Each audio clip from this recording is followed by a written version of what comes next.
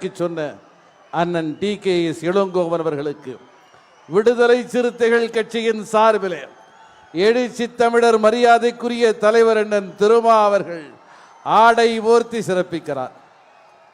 நீங்களாம் ஏன் புரட்சி பண்றீங்கன்னு நல்லா தெரியுது. தலைவரை கிட்ட வந்து பார்க்குறோம், அவ்வளோதானே. தலைவரே இன்னும் கொஞ்ச நேரத்தில் உங்களுக்கு கிட்ட வர போறாரு. தம்பி, ஐயா யார் தெரியுமா? பால பிரஜாபதி அடிகளாரு. தென் மாவட்டத்தில் நெல்லையில் இருக்கிறவரு. நம்மளை யாரும் நெருங்கி வர்றதுக்கு முன்னாடியே என் வளர்ப்பு பிள்ளை திருமாவளவன் சொன்னவர் தவத்திரு பால பிரஜாபதி அடிகளார் அவர்களுக்கு விடுதலை சிறுத்தைகளின் சார்பில் எழுச்சி தமிழர் ஆடை போர்த்தி சிறப்பிக்கிறார்.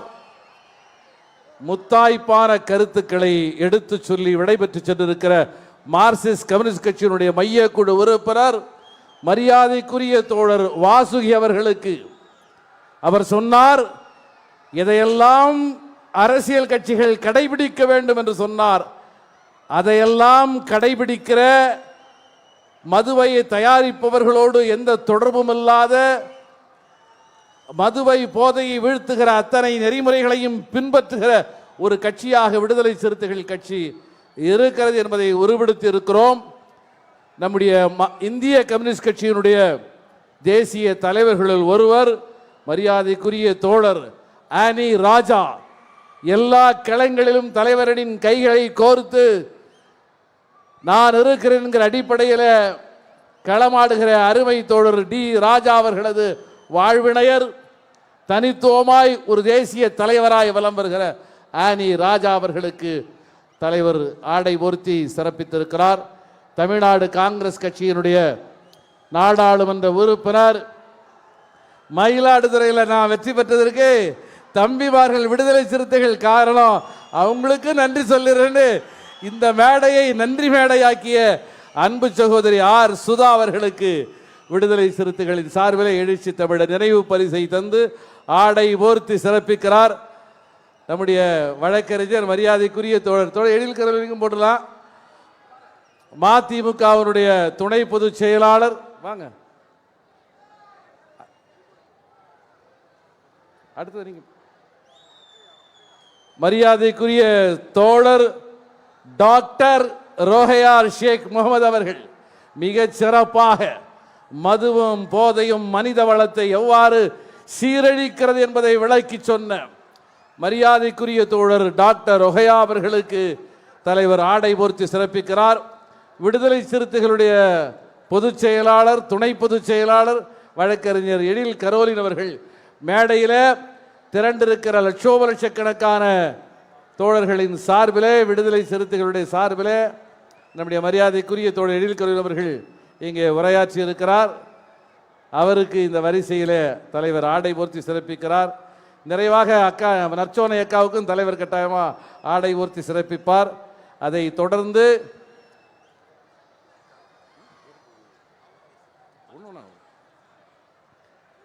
இந்திய யூனியன் முஸ்லீம் லீக்கினுடைய தேசிய மகளிர் அணி தலைவர் மேடையில் சும்மா கம்பீரம். அக்கா உண்மையிலே நீங்க வரும்போது சரி 2 வார்த்தையில் அக்கா பேசி முடிச்சிருவாங்கன்னு தான் நினைச்சோம்.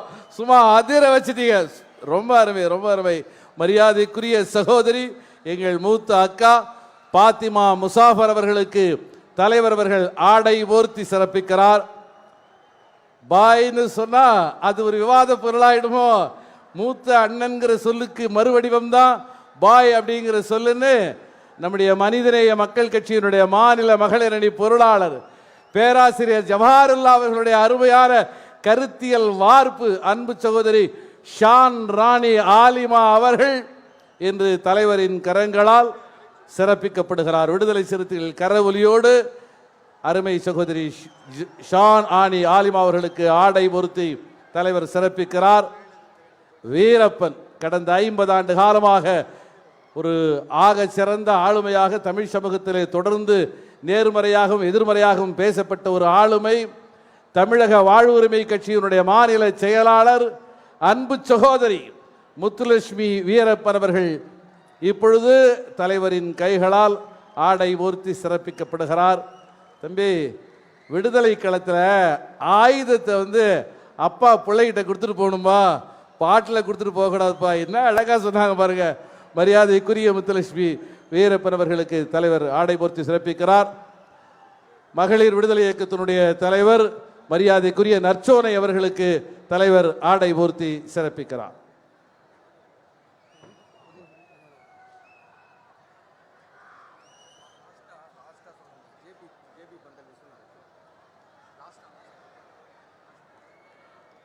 தோழர் பின்னாடி இருந்து ஒரு குரல் வருது, ஜேபி பந்தல். என்னவா? சரி, இந்த சிலையெல்லாம் யார் செஞ்சது? நீங்க தானா? வா வா வா தோழர், அதுக்கு ஒரு சால்வை போட்டிருக்க. வேடையிலிருந்து ஒரே குரல் வருது. ரொம்ப நன்றி நன்றி நன்றி நன்றி. சகோதரி நீண்ட காலமா தலைவரோட ஒரு நல்ல நட்போடு இருக்கிறவங்க. வாங்க.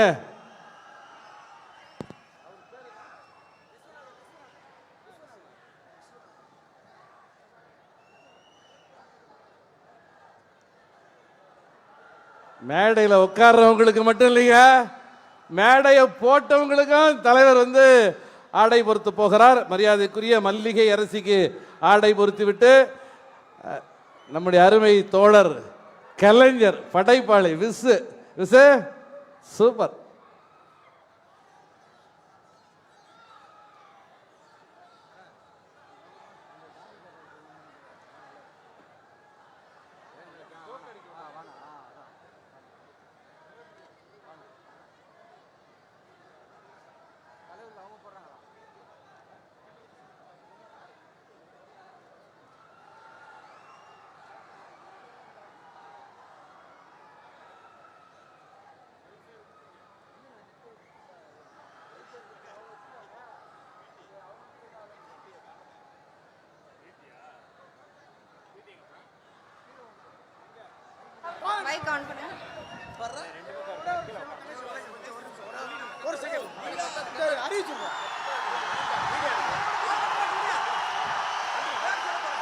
நாக்பூரில் 1942 புரட்சியாளர் அம்பேத்கர் அவர்களுக்கு பெண்கள் உற்சாக வரவேற்பு அளித்து தாங்கள் கூலி வேலை செய்து கிடைத்த பணத்தால் மாலை அணிவித்தார்கள். அதே போல தற்போது தேனி மாவட்டம் பெரியகுளத்தை சார்ந்த 2 தாய்மார்கள் கூலி வேலை செய்து பார்த்து உழைத்த 10,000 ரூபாய் பணத்தால் ஏலக்காய் மாலையை தலைவர் அவர்களுக்கு அணிவித்திருக்கிறார்கள். அதனை தான் பார்க்கிறோம். அம்பேத்கர் அவர்களுக்கு எப்படி கூலி வேலை செய்த பெண்கள் மாலை அணிவித்தார்களோ அதே போலத்தான் தற்போது தலைவர் அவர்களுக்கும் ஏலக்காய் மாலையை அணிவித்திருக்கிறார்கள் நமது தாய்மார்கள். நீங்கள் கூலி வேலை செய்து ஏன் எனக்காக மாலை அணிவிக்கிறீர்கள் என்று டாக்டர் அம்பேத்கர் அவர்கள் கேட்டதற்கு அந்த பெண்கள் சொன்னார்கள், படிக்காத எங்கள் வீட்டு குடும்பத்து பிள்ளைகளை நீங்கள் தான் படிக்க வைப்பதற்காக ஓயாமல் உழைத்து வருகிறீர்கள், ஆகவேதான் நாங்கள் இந்த மாலையை உங்களுக்கு போடுகிறோம் என்று சொன்னார்கள் அந்த பெண்கள். அதே போலத்தான் இன்றைய தமிழ்நாட்டின் வாழும் அம்பேத்கர் டாக்டர் தொல் திருமாவளவன் அவர்களுக்கு கூலி வேலை செய்து பார்த்த பணத்தால் 10,000 ரூபாய் மதிப்புடைய ஏலக்காய் மாலையை நமது தாய்மார்கள் அணிவித்திருக்கிறார்கள். அந்த தாய்மார்களுக்கு மிக்க நன்றி.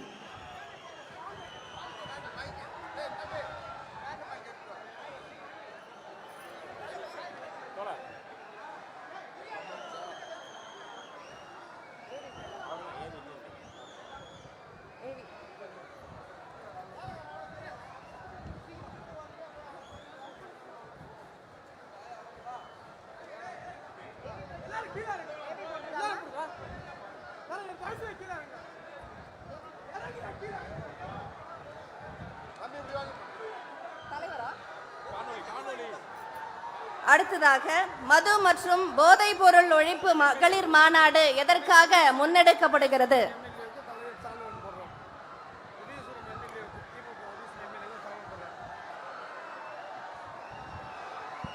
அதற்கு முன்பாக திமுகவின் எம்எல்ஏ உதயசூரியன் அவர்களுக்கு தலைவர் அவர்கள் சிறப்பு செய்கிறார்கள்.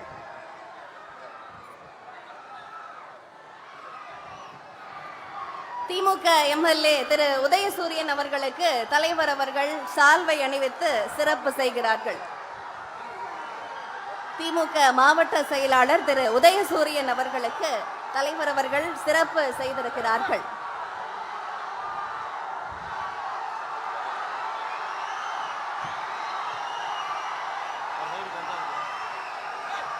மது மற்றும் போதைப் பொருள் ஒழிப்பு மாநாடு எதற்காக முன்னெடுக்கப்படுகிறது என்பதற்காக ஒரு சிறப்பு காணொளியை விடுதலை சிறுத்தைகள் கட்சியின் சார்பில் தயார் செய்திருக்கிறோம்.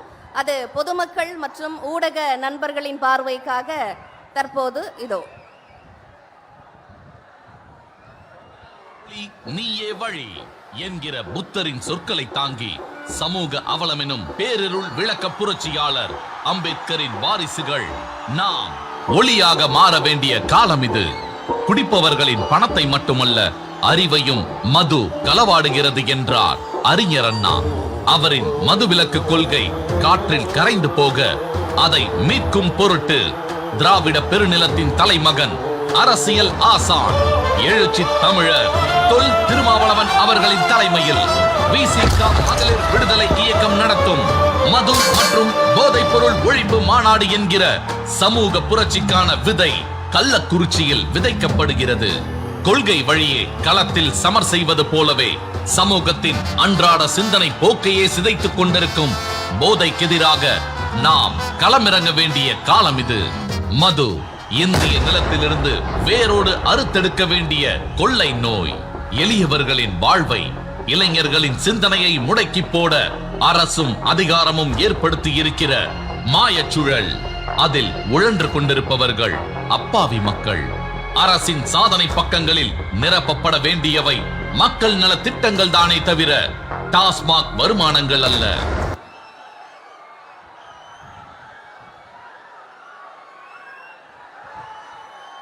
போதையின் கேடு நாம் நினைப்பதை விட மோசமான புள்ளி விவரங்களை தாங்கி நிற்கிறது. 12 முதல் 17 வயதுடைய பருவத்தில் எளிதில் போதைப் பொருளுக்கு அறிமுகமாகி 25 வயதில் போதை பழக்கத்திற்கு அடிமையாகி விடுகிறார்கள் இளைஞர்கள் என்று ஐக்கிய நாடுகளின் ஆய்வறிக்கை சுட்டிக்காட்டுகிறது. 2022 ஆண்டின் NCRB தேசிய குற்ற ஆவண காப்பகத்தின் அறிக்கைப்படி 38,062 வழக்குகள் ட்ரக்ஸ் அண்ட் சைக்கோட்ராபிக் சப்ஸ்டான்ஸ் குற்றத்திற்காக பதிவாகியுள்ளது. தட்டு தடுமாறி முதல் தலைமுறையாக பள்ளி கல்லூரிகளுக்கு படையெடுத்திருக்கும் நம் உறவுகளின் திசை வழி போக்கை மாற்றும் பேராபத்து போதை. இந்தியா போதை பட்டியலில் முன்னேறி கொண்டிருக்க எளியவர்கள் வாழ்வோ பின்னோக்கி இழுக்கப்படுகிறது. தமிழ்நாட்டை விட பின்தங்கியதாக சொல்லப்படும் மாநிலமான பீகாரில் மதுவிலக்கு அமல்படுத்தப்பட்டிருக்கிறது. விளைவாக மக்கள் நல திட்டங்களிலும் முன்னேற்றங்களிலும் முன்பை விட நல்ல வளர்ச்சியை அவர்களால் காட்ட முடிந்தது. அவர்களால் சாத்தியம் எனும் போது தமிழ்நாட்டிலும் நிச்சயம் முடியும். அதற்கான அவசியம் வந்துவிட்டது.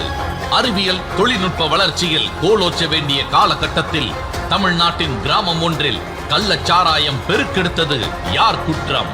213க்கும் அதிகமானோர் மருத்துவமனையில் அனுமதிக்கப்பட்டு 60க்கும் மேற்பட்டோர் உயிர் இழந்ததற்கு யார் பொறுப்பேற்பது? நிலத்தில் பெருகி ஓடுகிற தாய்மார்களின் கண்ணீருக்கு யாரால் ஆறுதல் சொல்ல முடியும்? கனவுகள் சிதைந்து சிதிலமடைந்து கிடக்கிற குடும்பங்களுக்கு என்ன பதில் சொல்ல போகிறார்கள்? இப்போதும் விழித்துக் கொள்ளாவிட்டால் வீணாகிவிடும் நம் தலைமுறை. நூலகங்கள் இல்லாத கிராமங்கள் எங்குண்டு? டாஸ்மாக் இல்லாத கிராமங்கள் உண்டா?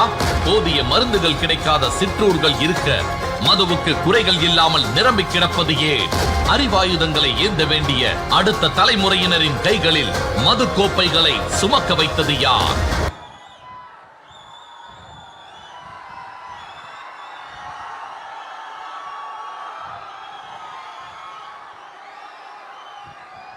கள்ளக்குறிச்சியில் தாய்மார்கள் கண்ணீர் வடித்த போது இரங்கல் நிமித்தம் கூட டாஸ்மாக் கதவுகள் மூடப்படாதது ஏன்?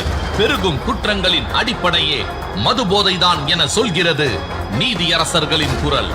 அந்த குரல் அரசின் செவிகளுக்கு எட்டாதது ஏன்? அல்லல் பட்டு ஆற்றாது அழுகிற கண்களின் கண்ணீரை யார் துடைப்பது? குடித்து மாண்டு போன தகப்பனின் சடலத்தில் கதரும் சிறார்களை யார் தேற்றுவது? போதையின் தடம் பற்றிய இளைஞர் கூட்டத்தினை கொள்கை வழி செலுத்த யார் வருவார்? அலட்சியம் என்பது மக்களை பாதிக்கக்கூடிய மிக மோசமான நோய். என்கிற அம்பேத்கரின் சொற்களை தாங்கி அரசின் அலட்சியத்தை கொள்கை நெருப்பால் வென்றெடுக்க எழுச்சி தமிழர் திருமாவளவனின் ஒருங்கிணைப்பில் பெண்கள் தலைமையில் நடக்கிற சமூக புரட்சி இந்த மாநாடு. மக்களின் வாக்குகளில் மட்டும் கவனம் செலுத்தாமல் அறிவுசார் பாதையில் மக்களை கொண்டு செல்கிற லட்சிய முன்னெடுப்பு இந்த மாநாடு. மதுவால் வாழ்வை பறிகொடுத்து நிற்கிற எளிய தாய்மார்களின் கோபக்கனலை ஏந்தி நிற்கிற ஜோதி. எழுச்சி மிகு எதிர்காலத்துக்காக மது ஒழிப்பை நோக்கமாக கொண்டு அந்த ஜோதியை ஏந்தி வருகிறோம், ஏந்தி கொண்டு வருகிறோம். இது கூடி கலைகிற கூட்டம் அல்ல, நாளைய மதுவில்லா தேசத்துக்கான மாற்றம். மாமல்லபுரத்தில் நடைபெற்ற பஞ்சமி நிலமீட்பு மாநாடு, மதுரையில் நடைபெற்ற மகளிர் உரிமை மாநாடு, திருச்சியில் நடைபெற்ற மது ஒழிப்பு மகளிர் மாநாடு, திருச்சியில் நடைபெற்ற வெல்லும் ஜனநாயகம் மாநாடு உட்பட பல மாநாடுகளை வெற்றிகரமாக நிகழ்த்தி காட்டியிருக்கிறோம். அதே வழியில் இந்த லட்சிய மாநாட்டை வெற்றிகரமாக்கி மதுபோதை இல்லாத தமிழ்நாட்டை உருவாக்கிட உறுதிமொழி ஏற்போம் என அறைகூவல் விடுகிறது விடுதலை சிறுத்தைகளின் மகளிர் விடுதலை இயக்கம். மதுவை ஒழிப்போம், மனிதவளம் காப்போம். நன்றி. அடுத்ததாக மது ஒழிப்பிற்கான கையெழுத்து இயக்கம் தொடங்கப்பட இருக்கிறது. அதற்கான இணையதள அறிமுகம் செய்வதற்காக விடுதலை சிறுத்தைகள் கட்சியின் துணை பொதுச் செயலாளர் திரு ஆதவ் அர்ஜுனா அவர்களை அன்போடு அழைக்கிறோம்.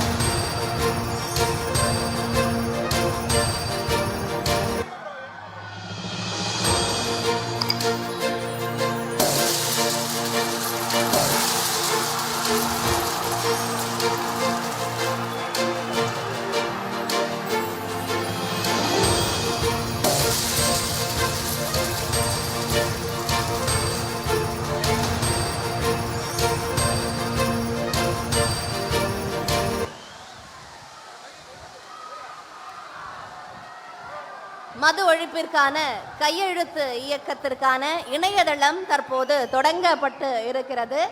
banliquorandrugs.com என்ற இணையதளம் விடுதலை சிறுத்தைகள் கட்சி சார்பில் அறிமுகப்படுத்தப்பட்டிருக்கிறது. இதன் மூலமாக 100 நாட்களில் 50 லட்சம் கையெழுத்துகள் என்ற இலக்கோடு நாம் பயணிக்க இருக்கிறோம். நீங்கள் இந்த இணையதளத்திற்குள் சென்று மது ஒழிப்புக்கான உங்களது கையெழுத்தையும் பதிவு செய்யுமாறு லட்சோப லட்சம் சிறுத்தைகளின் சார்பாக பொதுமக்களையும் சேர்த்து நாம் கேட்டுக்கொள்கிறோம்.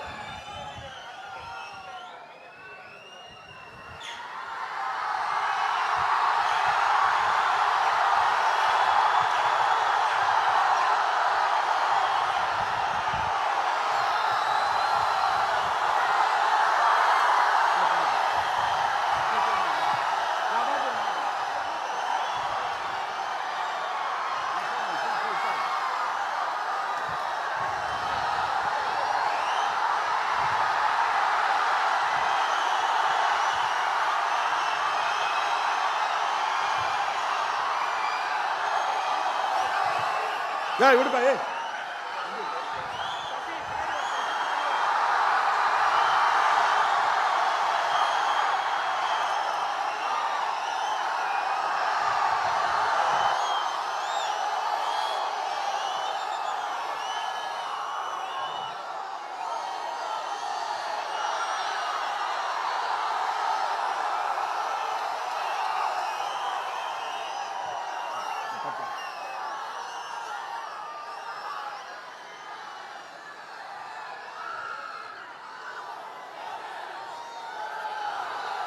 வரலாற்று சிறப்பு வாய்ந்த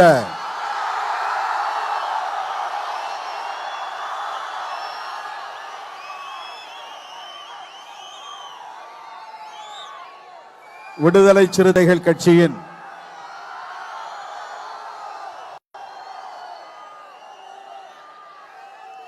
மகளிர் விடுதலை இயக்கத்தின் சார்பில் ஒருங்கிணைக்கப்பட்டிருக்கிற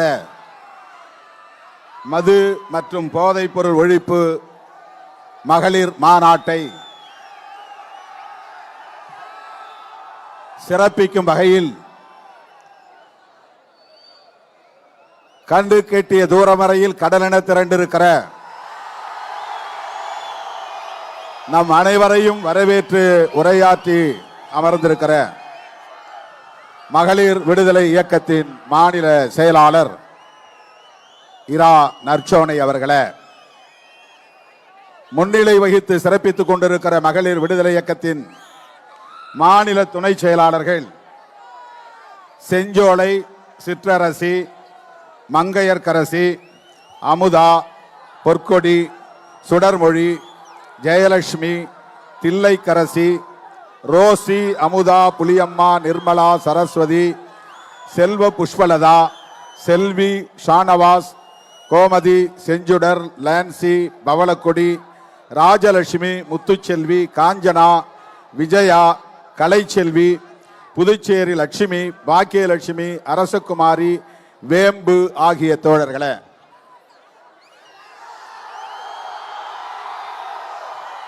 நன்றி உரை ஆற்றி அமர்ந்திருக்கிற மகளிர் விடுதலை இயக்கத்தின் மாநில பொருளாளர் மல்லிகை அரசி அவர்களே, மாநாட்டு ஒருங்கிணைப்பு குழுவை சார்ந்த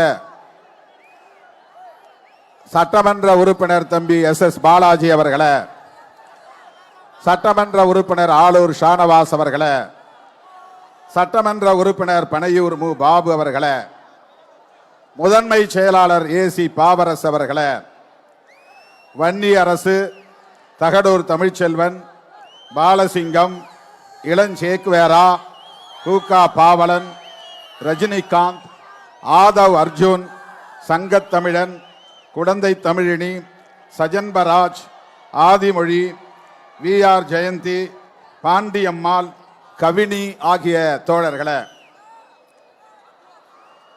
மகளிர் விடுதலை இயக்கத்தின் மாநில பொறுப்பாளர்கள் தா ஜெயந்தி, நிலா, திருமொழி, யாழினி, துரை மா வளர்மதி, காயத்ரி, கண்ணகி, ரூபகாந்தா, அன்புக்கரசி, கஸ்தூரி, ரேவதி, கிரண் ஷர்மிளி, பிருந்தா, சர்தாஜ் பேகம், கலா, தனலட்சுமி, ஷீலா தேவி, கல்பனா, சரிதா, சுசிலா ஆகிய தோழர்களே, மகளிர் விடுதலை இயக்கத்தின் மாவட்ட செயலாளர்கள் சென்னை அருள் செல்வி, மகேஸ்வரி, விக்டோரியா, மின்ட் முனியம்மா, பாலாமணி, சைதராணி, ஜான்சி ராணி, சண்முகவல்லி, ஜெயந்தி, மஞ்சு, வனரோஜா, செந்தமிழ் செல்வி, திருவள்ளூர் மாவட்டத்தை சார்ந்த பத்மாவதி, மோத்தி, காஞ்சனா, வேளாங்கண்ணி, காஞ்சி, இந்திரா, ரேகா, அனிதா, செங்கல்பட்டு பூவிழி, நூர்ஜஹான், சரோஜா, லதா, மாலதி, பூங்கோதை, ராணிப்பேட்டை தமிழ்மங்கை, கோவை ரஹமதுனிஷா, சத்யா, கண்ணகி, இந்திராணி, திருப்பத்தூர் ஏசுமேதி, தர்மபுரி சாக்கம்மாள், மாதம்மாள், கம்சலா, திருவண்ணாமலை பவானி, ரூபாவதி, கன்னியம்மாள், கடலூர் கௌசல்யா, தமிழ்மொழி, செல்வி, நாகராணி, பெரம்பலூர் வே ரேணுகா, அரியலூர் இந்திரா காந்தி, சேலம் ராஜாத்தி வனிதா, ரேணுகா தேவி, கலையரசி அமுதா, நாமக்கல் மணிமாலா, புஷ்பராஜி, திருப்பூர் ரேவதி பட்டுரோஜா, கரூர் அன்னபூரணம், திருச்சி சுதா பெரியசாமி, லெஸ்லி, மயிலாடுதுறை ஞானவல்லி, தஞ்சாவூர் தமிழ்ச்செல்வி திவ்யா பாத்திமா பீபி, திண்டுக்கல் சௌரியம்மாள், தேனி கனி, விருதுநகர் தங்கப்பாண்டி செல்வி, விஸ்வம்மாள், ராமநாதபுரம் சவுந்தரவல்லி, தூத்துக்குடி தமிழ்ச்செல்வி ஜெயக்கொடி, தென்காசி புத்துச்செல்வி துர்காதேவி, கன்னியாகுமரி லான்சி கலைச்செல்வி, கிருஷ்ணகிரி முருகம்மாள், செஞ்சுடர் ராஜேஸ்வரி, விழுப்புரம் அழகம்மாள் அமுதா, கள்ளக்குறிச்சி எல்சி ராணி, திருவாரூர் ஆ ரேவதி மகேஸ்வரி, நாகை வேம்பு ஜெயஸ்ரீ, புதுக்கோட்டை சரஸ்வதி, நெல்லை மாதவி பிரியா, கள்ளக்குறிச்சி சக்தி, மதுரை செல்வி, தன்மான செல்வி, மரிய தங்கம், வசந்தி, நீலமலை காஞ்சனா, மணிமாலா, சிவகங்கை காளீஸ்வரி, ரேகா, ஈரோடு சீதா, தமிழ்ச்செல்வி, பிரியா, ரா சௌமியா, வேலூர் மலர்கொடி. கட்சியில் உள்ள மகளிர் பொறுப்பாளர்கள், மாவட்ட செயலாளர்கள்: பா சுடர்மொழி, காஞ்சி தமிழினி, வா கனல்விழி, திருவண்ணாமலை வளர்மதி, சேலம் தெய்வானை, காஞ்சிபுரம் கோ மேனகாதேவி, சென்னை உஷாராணி, ராணிப்பேட்டை இளையநிலா, கள்ளக்குறிச்சி வேல் பழனியம்மாள், புதுக்கோட்டை இளமதி, திருவாரூர் தமிழ் ஓவியா, தூத்துக்குடி திருநெல்வேலி தேவகி, தூத்துக்குடி டிலைட்டா, விருதுநகர் பிரியதர்ஷினி ஆகிய தோழர்களே, நம்முடைய அழைப்பை ஏற்று இந்த மாநாட்டில் பங்கேற்று கருத்துரை வழங்கி சிறப்பித்திருக்கிற மார்க்சிஸ்ட் கம்யூனிஸ்ட் கட்சியின் மையக்குழு உறுப்பினர் தோழர் உ வாசுகி அவர்களே, இந்திய கம்யூனிஸ்ட் கட்சியின் மகளிர் அணியின் தேசிய பொதுச் செயலாளர் தோழர் ஆனி ராஜா அவர்களே, தமிழ்நாடு காங்கிரஸ் கமிட்டியின் நாடாளுமன்ற உறுப்பினர் வழக்குரைஞர் ஆர் சுதா அவர்களே, விடுதலை சிறுத்தைகள் கட்சியின் துணை பொதுச் செயலாளர் வழக்குரைஞர் எழில் கரோலின் அவர்களே, மறுமலர்ச்சி திராவிட முன்னேற்ற கழகத்தின் துணை பொதுச் செயலாளர் மருத்துவர் ரொஹையா ஷேக் முகமது அவர்களே, இந்திய யூனியன் முஸ்லிம் லீக்கின் மகளிர் அணி தேசிய தலைவர் ஏஎஸ் ஃபாத்திமா முசஃபர் அவர்களே, மனிதநேய மக்கள் கட்சியின் மாநில பொருளாளர் ஷான் ராணி ஆலிமா அவர்களே, தமிழக வாழ்வுரிமை கட்சியின் மாநில செயலாளர் முத்துலட்சுமி வீரப்பன் அவர்களே, நம்முடைய அழைப்பை ஏற்று இந்த மாநாட்டில் பங்கேற்று தமிழ்நாடு முதலமைச்சர் அண்ணன் தளபதி ஸ்டாலின் அவர்களின் பிரதிநிதியாக வந்து பங்கேற்று சிறப்புரை வழங்கி அமர்ந்திருக்கிற பெருமதிப்பிற்குரிய அண்ணன் திராவிட முன்னேற்ற கழகத்தின் அமைப்பு செயலாளர் ஆர்.எஸ். பாரதி அவர்களே, திராவிட முன்னேற்ற கழகத்தின் செய்தி தொடர்பாளர் மேனாள் மக்களவை உறுப்பினர் மதிப்பிற்குரிய அண்ணன் டி.கே.எஸ். இளங்கோவன் அவர்களே, 15-20 ஆண்டுகளுக்கு முன்பே என்னுடைய வளர்ப்பு பிள்ளை திருமாவளவன் என்று பொது அரங்கில பல்லாயிரக்கணக்கானோர் கூடியிருந்த பொதுக்கூட்ட நிகழ்வொன்றிலே அறிவித்து இன்றைக்கும் என்னை அப்படியே நடத்தி கொண்டிருக்கிற,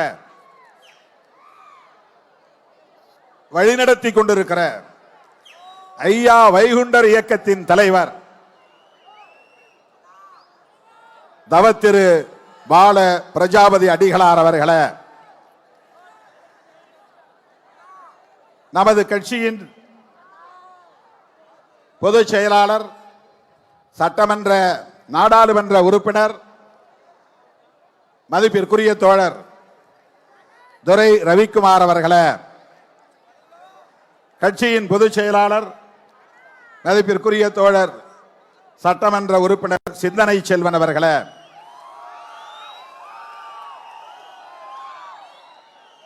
கள்ளக்குறிச்சி மாவட்டத்தில் நடைபெறுகிற காரணத்தினால் இந்த மாவட்ட செயலாளர்களின் பெயரையும் விழிக்க வேண்டும், மற்ற மாவட்ட செயலாளர்கள் பொறுத்திருள வேண்டும். கள்ளக்குறிச்சி மாவட்ட செயலாளர்கள் சேந்தநாடு அறிவுக்கரசு, மதியழகன் ஆகிய தோழர்களே, அழைக்கும் போதெல்லாம் ஓடோடி வந்து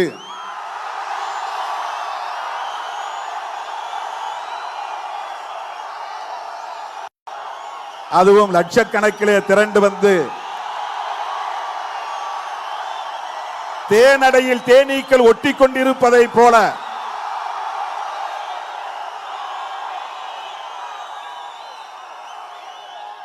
எல் விழுந்தால்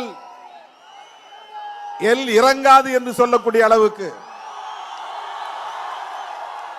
மாலை 3 மணியிலிருந்து ஏறத்தாழ 6 மணி நேரம் இங்கே இந்த மேடையை முற்றுகையிடும் படையினை போல இங்கே திரண்டிருக்கிற என் உயிரின் உயிரான விடுதலை சிறுத்தைகளே,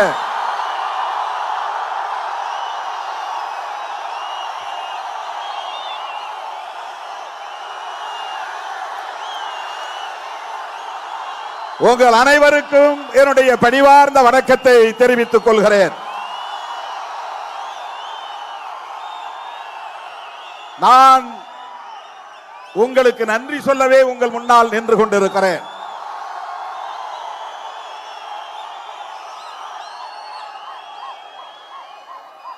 சில மாதங்களுக்கு முன்புதான் ஒட்டுமொத்த அரசியல் களத்தையும் அதிரச் செய்யக்கூடிய வகையில் வெல்லும் ஜனநாயக மாநாட்டில் பங்கேற்று ஒரு மாபெரும் வெற்றியை தேடி தந்தீர்கள். அதற்கு நான் எப்படி நன்றி சொல்லுவது என்று தெரியாமல் இன்னும் திணறிக் கொண்டிருக்கிறேன். இந்த சூழலில் மகளிர் மாநாடு, மது மற்றும் போதைப் பொருள் ஒழிப்பு மகளிர் மாநாடு விடுதலை சிறுத்தைகள் கட்சியின் வரலாற்றிலே மீண்டும் ஒரு மைல்கல் என்று சொல்லக்கூடிய வகையில் அகில இந்திய அளவிலே அரசியல் களத்தில் மிகப்பெரிய தாக்கத்தை ஏற்படுத்தக்கூடிய வகையில்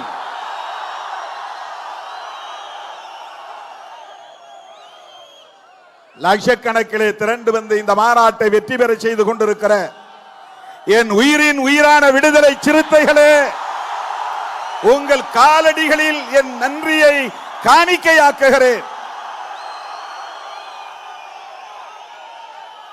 எந்த மாநாட்டிலும் இல்லாத ஒரு சிறப்பு இந்த மாநாட்டில் லட்சக்கணக்கான பெண்கள் இந்த மாநாட்டுக்கு திரண்டு வந்திருக்கிறார்கள்.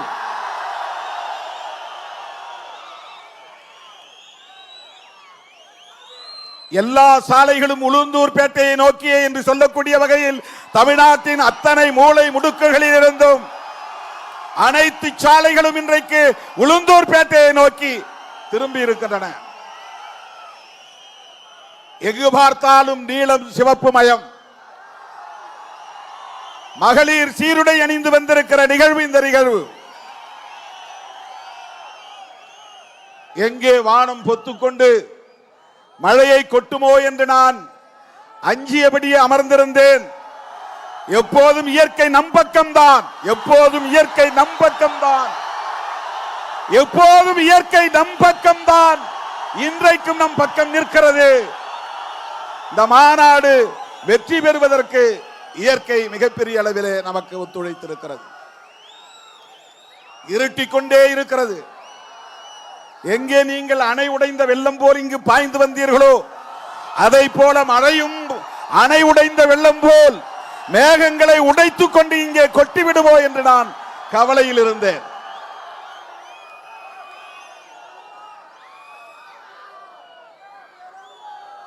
ஏராளமான தோழர்கள் லட்சக்கணக்கிலே இன்றைக்கு திரண்டு வந்திருக்கிறீர்கள். ஒற்றை கோரிக்கை மதுவிலக்கு என்பதுதான். இது நாம் புதிதாக எழுப்புகிற கோரிக்கை அல்ல.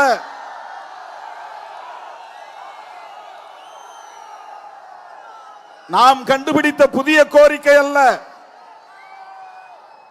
நம்முடைய புரட்சியாளர் அம்பேத்கர் அவர்களால் தனது கொள்கை ஆசான் என்று அறிவிக்கப்பட்ட கௌதம புத்தர் காலத்தில் இருந்து இந்த கொள்கை மக்களிடத்திலே பேசப்பட்டு வருகிறது. திருமாவளவன் திடீரென்று ஏன் மதுவிலக்கை பற்றி பேசுகிறார் என்று ஆளாளுக்கு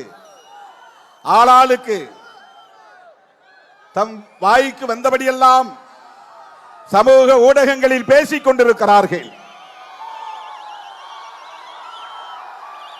திருமாவளவனுக்கு ஏன் இந்த திடீர் ஞானம் என்கிறார்கள்?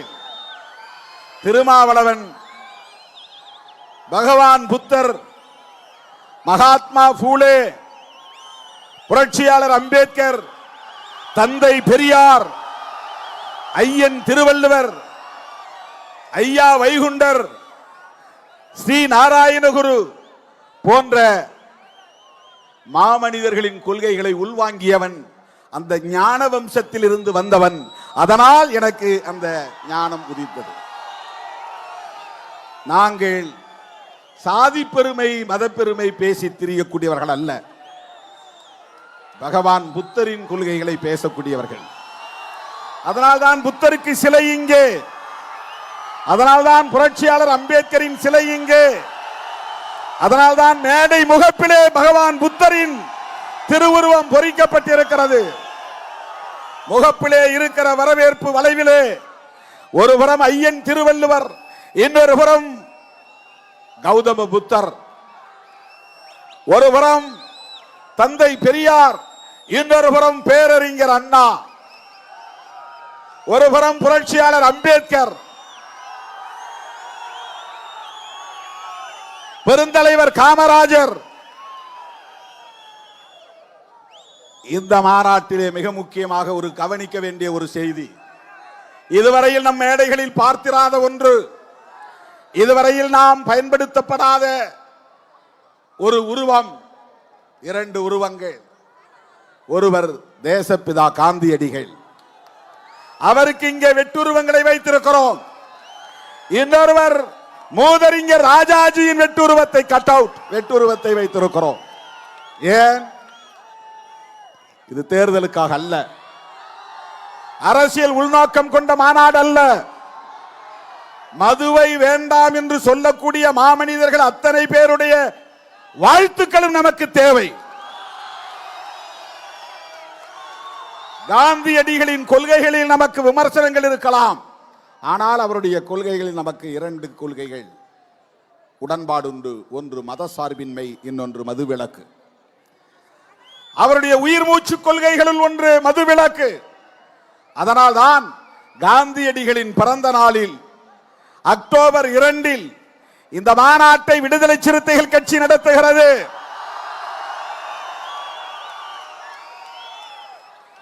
அதிலும் சில அறிவுஜீவிகள் விமர்சனம் செய்தார்கள். ஏன் அம்பேத்கர் பிறந்த நாள் கிடைக்கவில்லையா? அவருடைய நினைவு நாள் இல்லையா? எதற்காக காந்தி பிறந்த நாள்? நாம் முதலில் அறிவித்தது செப்டம்பர் 17 தந்தை பெரியார் பிறந்த நாள்.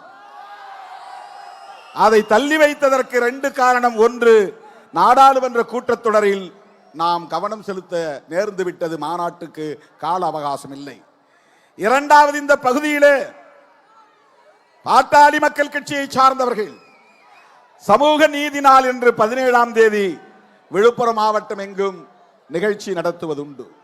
அப்படிப்பட்ட சூழலில் எதிரும் புதிருமாக மக்கள் திரண்டு வருவதை தவிர்க்க வேண்டும் என்பதற்காக,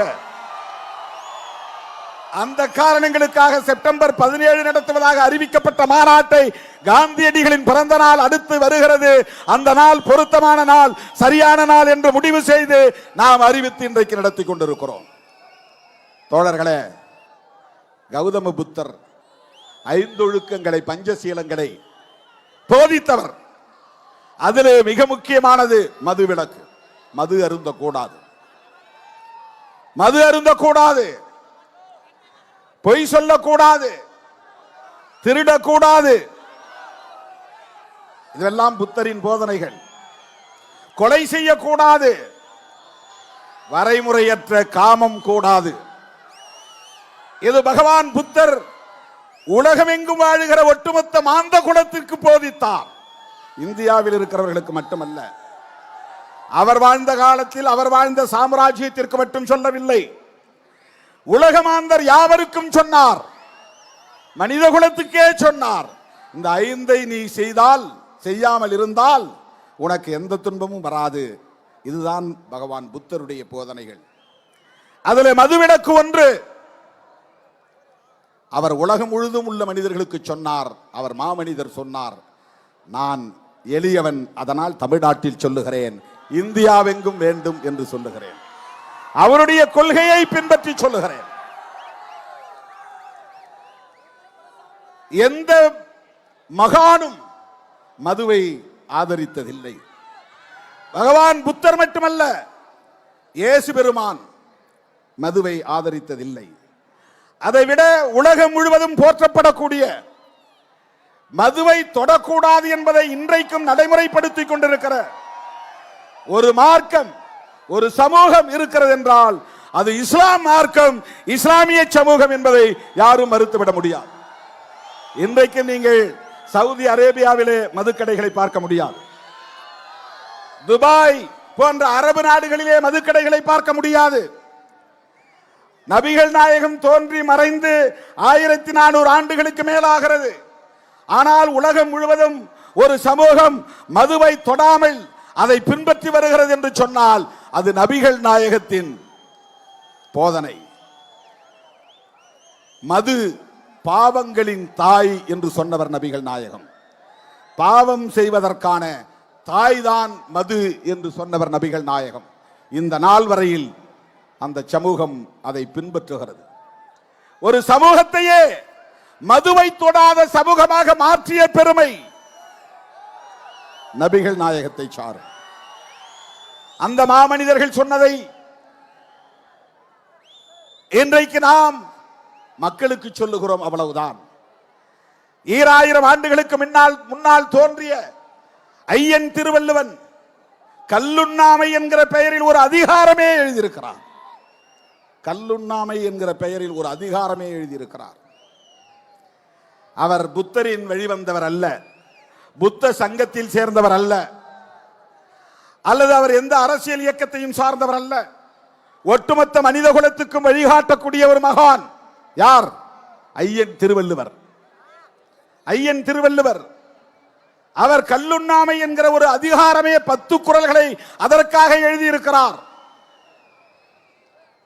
உலகத்தில் தோன்றிய மகான்கள் யாரும் மதுவை ஆதரித்து பேசியதில்லை, ஒழிக்க முடியாது என்றும் சொல்லவில்லை, அதை கண்டும் காணாமல் கடந்து போவோம் என்று சொல்லவில்லை. ஐயன் திருவள்ளுவனின் கொள்கைகளை நாம் உள்வாங்கியவர்கள். நான் முருகப்பெருமானை கண்டேன் என்று சொன்ன காலம் ஒன்று உண்டு. வள்ளலார் அவருடைய தொடக்க கால வாழ்வில் அவர் சென்னையிலே 7 கிணறு பகுதியிலே தங்கி இருந்த போது ஒரு நாள் அவர் முருகனை நேரிலே தரிசித்ததாக அவருடைய சீடர்கள் சொல்லுவார்கள். அவரே சொன்னார் என்று. அதே வள்ளலார் அதற்கு பிறகு பிற்காலத்தில் சனாதனத்தை கடுமையாக எதிர்த்தார். மத நம்பிக்கைகள் மூட நம்பிக்கைகளாக இருந்தால் அவை வேண்டாம் என்று எதிர்த்தார். சாதி கூடாது என்றார், மதுவை அருந்தக்கூடாது என்று சொன்னார். யார்? நம்ம ஊர் வடலூர் வள்ளலார். வடலூர் வள்ளலார் ராமலிங்க அடிகளார் அதே கருத்தை தான் இன்றைக்கு வந்திருக்கிறாரே நம்முடைய பாலபிரஜாபதி அடிகளாருடைய முப்பாட்டன் ஐயா வைகுண்டர். அவர் பிறந்த சமூகம் கல்லை இறக்குகிற குலத்தொழிலை கொண்ட சமூகம். நாடார் சமூகம் கல்லிறக்குவது குலத்தொழில். பனைமரத்திலே ஏறி கல்லிறக்குவார்கள். கல்லு குடிப்பது என்பது அவர்களுக்கு வாழ்க்கையில் இயல்பான ஒன்று. அப்படிப்பட்ட சமூகத்திலே பிறந்த ஒருவர் ஐயா வைகுண்டர் 18 கிராமங்களில் இருந்த மக்களை எல்லாம் அழைத்து வந்து பொதுவான கிணறு தோண்டி அந்த பொது கிணறு சமத்துவ கிணறு என்று சொல்லி அந்த கிணற்று நீரை எல்லோரையும் குடிக்க சொன்னார். மீனவர்களை, தீண்டப்படாதவர்களை, நாடார் சமூகத்தை சார்ந்தவர்களை, இப்படி 18 கிராமங்களில் இருந்து 10க்கும் மேற்பட்ட சாதியினரை எல்லாம் வரவழைத்து, அதுவும் ஒரு சமஸ்தானத்தின் கட்டுப்பாட்டில் இருந்த பகுதிகளே, சாதியம் தலைவிரித்தாடிய திருவிதாங்கூர் சமஸ்தானத்தின் கட்டுப்பாட்டில் இருந்த சாமித்தோப்பு பகுதியிலே சமத்துவ கிணறு 150 ஆண்டுகளுக்கு முன்னால் தோன்றியவர் ஐயா வைகுண்டர். அவர் குடிக்க கூடாது என்று சொன்னார். அதைத்தான் ஸ்ரீ நாராயண குரு கேரளாவிலே அதே கருத்தை சொன்னார். எனது அருமை தோழர்களே, அந்த அடிப்படையில் தான் விடுதலை சிறுத்தைகள் கட்சி மதுவை கூடாது என்று சொல்லுகிறோம். ஏற்கனவே 2015 திருச்சிராப்பள்ளியிலே இதே மது ஒழிப்பு மகளிர் மாநாட்டை நடத்தி இருக்கிறோம். ஊர் ஊராக, வீதி வீதியாக, வீடு வீடாக சென்று மது ஒழிப்பு பிரச்சார துண்டறிக்கைகளை கொடுத்திருக்கிறோம். நடந்து முடிந்த நாடாளுமன்ற கூட்டத்தொடரில் கடைசியாக அன்றைக்கு பேசக்கூடிய வாய்ப்பு கிடைத்த போது நிர்மலா சீதாராமன் உட்பட அங்கே அமர்ந்திருந்தார்கள். அப்போது நான் சொன்னேன், அரசமைப்பு சட்டம் உறுப்பு எண் 47 டைரக்டிவ் பிரின்சிபல்ஸ் என்கிற வழிகாட்டும் நெறிகள் என்கிற பகுதியிலே உறுப்பு எண் 47 இந்திய ஒன்றிய அரசுக்கும் மாநில அரசுகளுக்கும் வழிகாட்டுகிறது. என்ன வழிகாட்டுகிறது?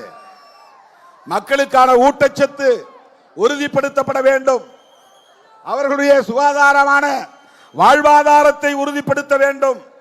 அதைவிட மருத்துவத்திற்கு பயன்படுகிற போதை மருந்துகளை தவிர மனிதர்கள் உட்கொள்ளுகிற போதை மருந்துகள் அனைத்தையும் தடை செய்ய வேண்டும். இதுதான் ஆர்டிகிள் 47. அரசமைப்பு சட்டம் யார் எழுதியது?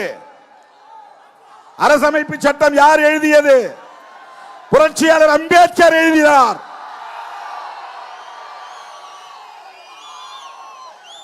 அவர் எங்க மதுவை ஒழிக்க வேண்டாம் சொன்னார்னு சில பேர் இப்ப எடுத்து பேசிட்டு இருக்கிறான். அவர் மதம் மாறி பௌத்தத்தை தழுவிய போது 22 உறுதிமொழிகளை ஏற்றுக்கொண்டார். அந்த 22 உறுதிமொழிகளில் ஒரு உறுதிமொழி, நான் என் வாழ்நாளில் ஒரு முறை கூட மதுவை தொடமாட்டேன். அவன் தான் புத்திஸ்ட். புத்திஸ்ட் யார்? மதுவை தொடமாட்டேன்.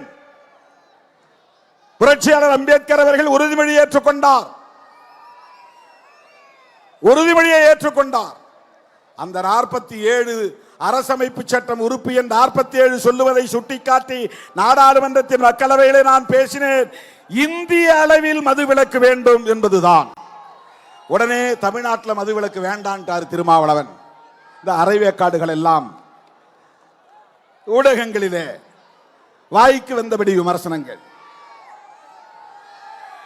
தமிழ்நாடு உட்பட இந்தியா முழுவதும் மதுவிலக்கு வேண்டும்.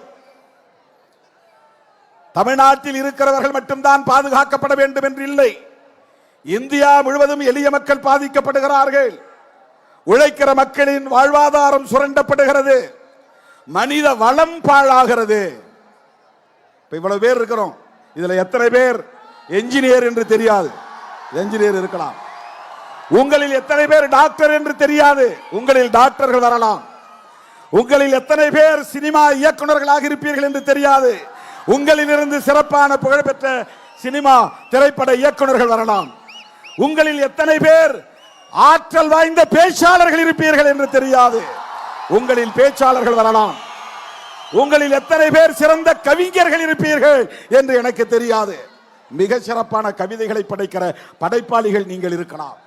உங்களில் எத்தனை பேர் பேராசிரியர்களாக இருப்பீர்கள் எனக்கு தெரியாது, வரலாம். இங்கே வந்திருக்கிற லட்சக்கணக்கான இளைஞர்களில் இளம் பெண்களில் பல பேர் பேராசிரியர்களாக வர முடியும், வழக்கறிஞர்களாக வர முடியும், நீதிபதிகளாக வர முடியும்.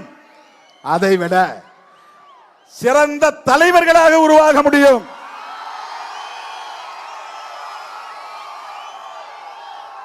எனக்கு கண்களில் தெரிகிறது.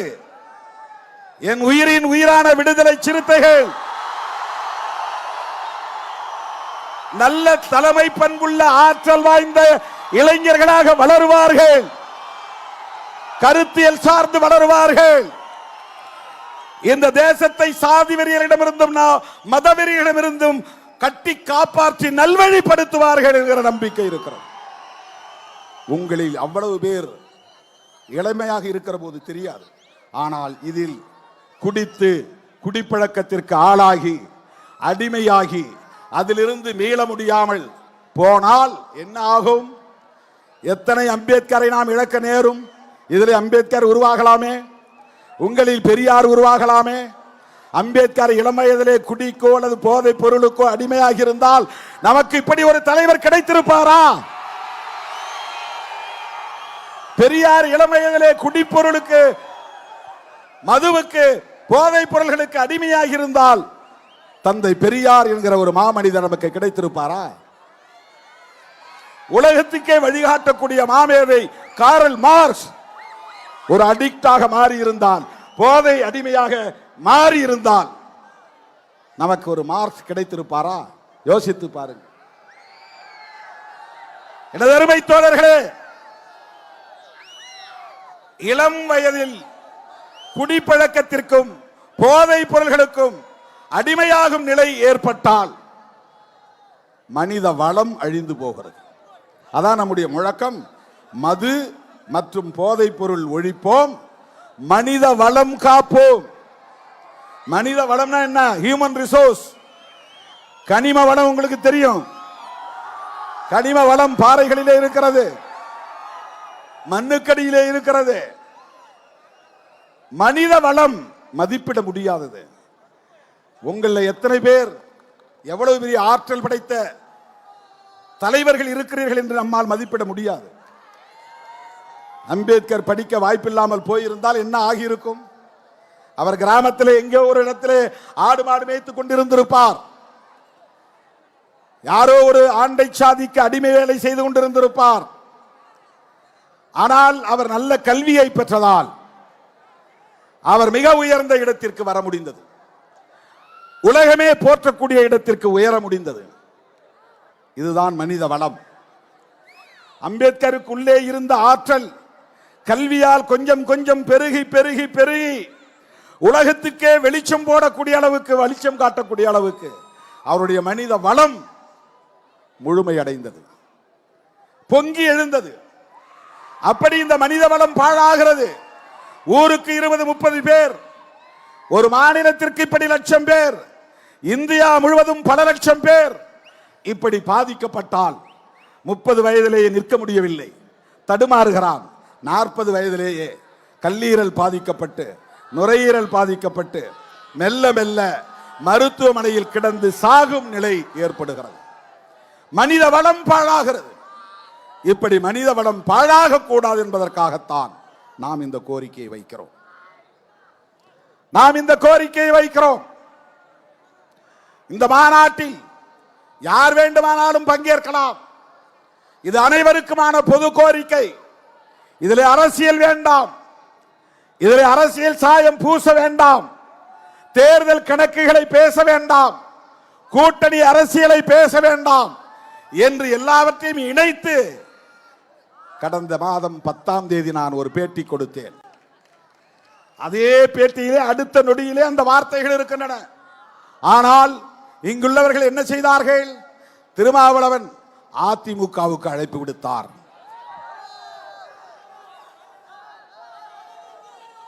கூட்டணி மாறப்போகிறார்.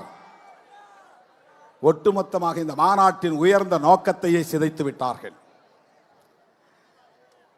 மதுவை ஒழிக்க முடியுமா முடியாதா என்று விவாதத்தை நடத்தியிருக்க வேண்டும். போதைப் பொருள்களை ஒழிக்க முடியுமா முடியாதா என்ற விவாதத்தை நடத்தியிருக்க வேண்டும். மதுவை வியாபாரம் செய்யக்கூடிய சந்தையிலே எந்த மாஃபியா கும்பல் இருக்கிறது என்பதை பற்றி விவாதித்திருக்க வேண்டும். போதைப் பொருள்கள் தமிழ்நாட்டில் மட்டும்தான் பயன்பாட்டில் இருக்கிறதா, இந்தியா முழுவதும் இருக்கிறதே, அந்த போதைப் பொருள்களின் புழக்கத்திற்கு பின்னால் இருக்கிற மாஃபியா கும்பல் யார் யார் என்று விவாதம் நடத்தி இருக்க வேண்டும்.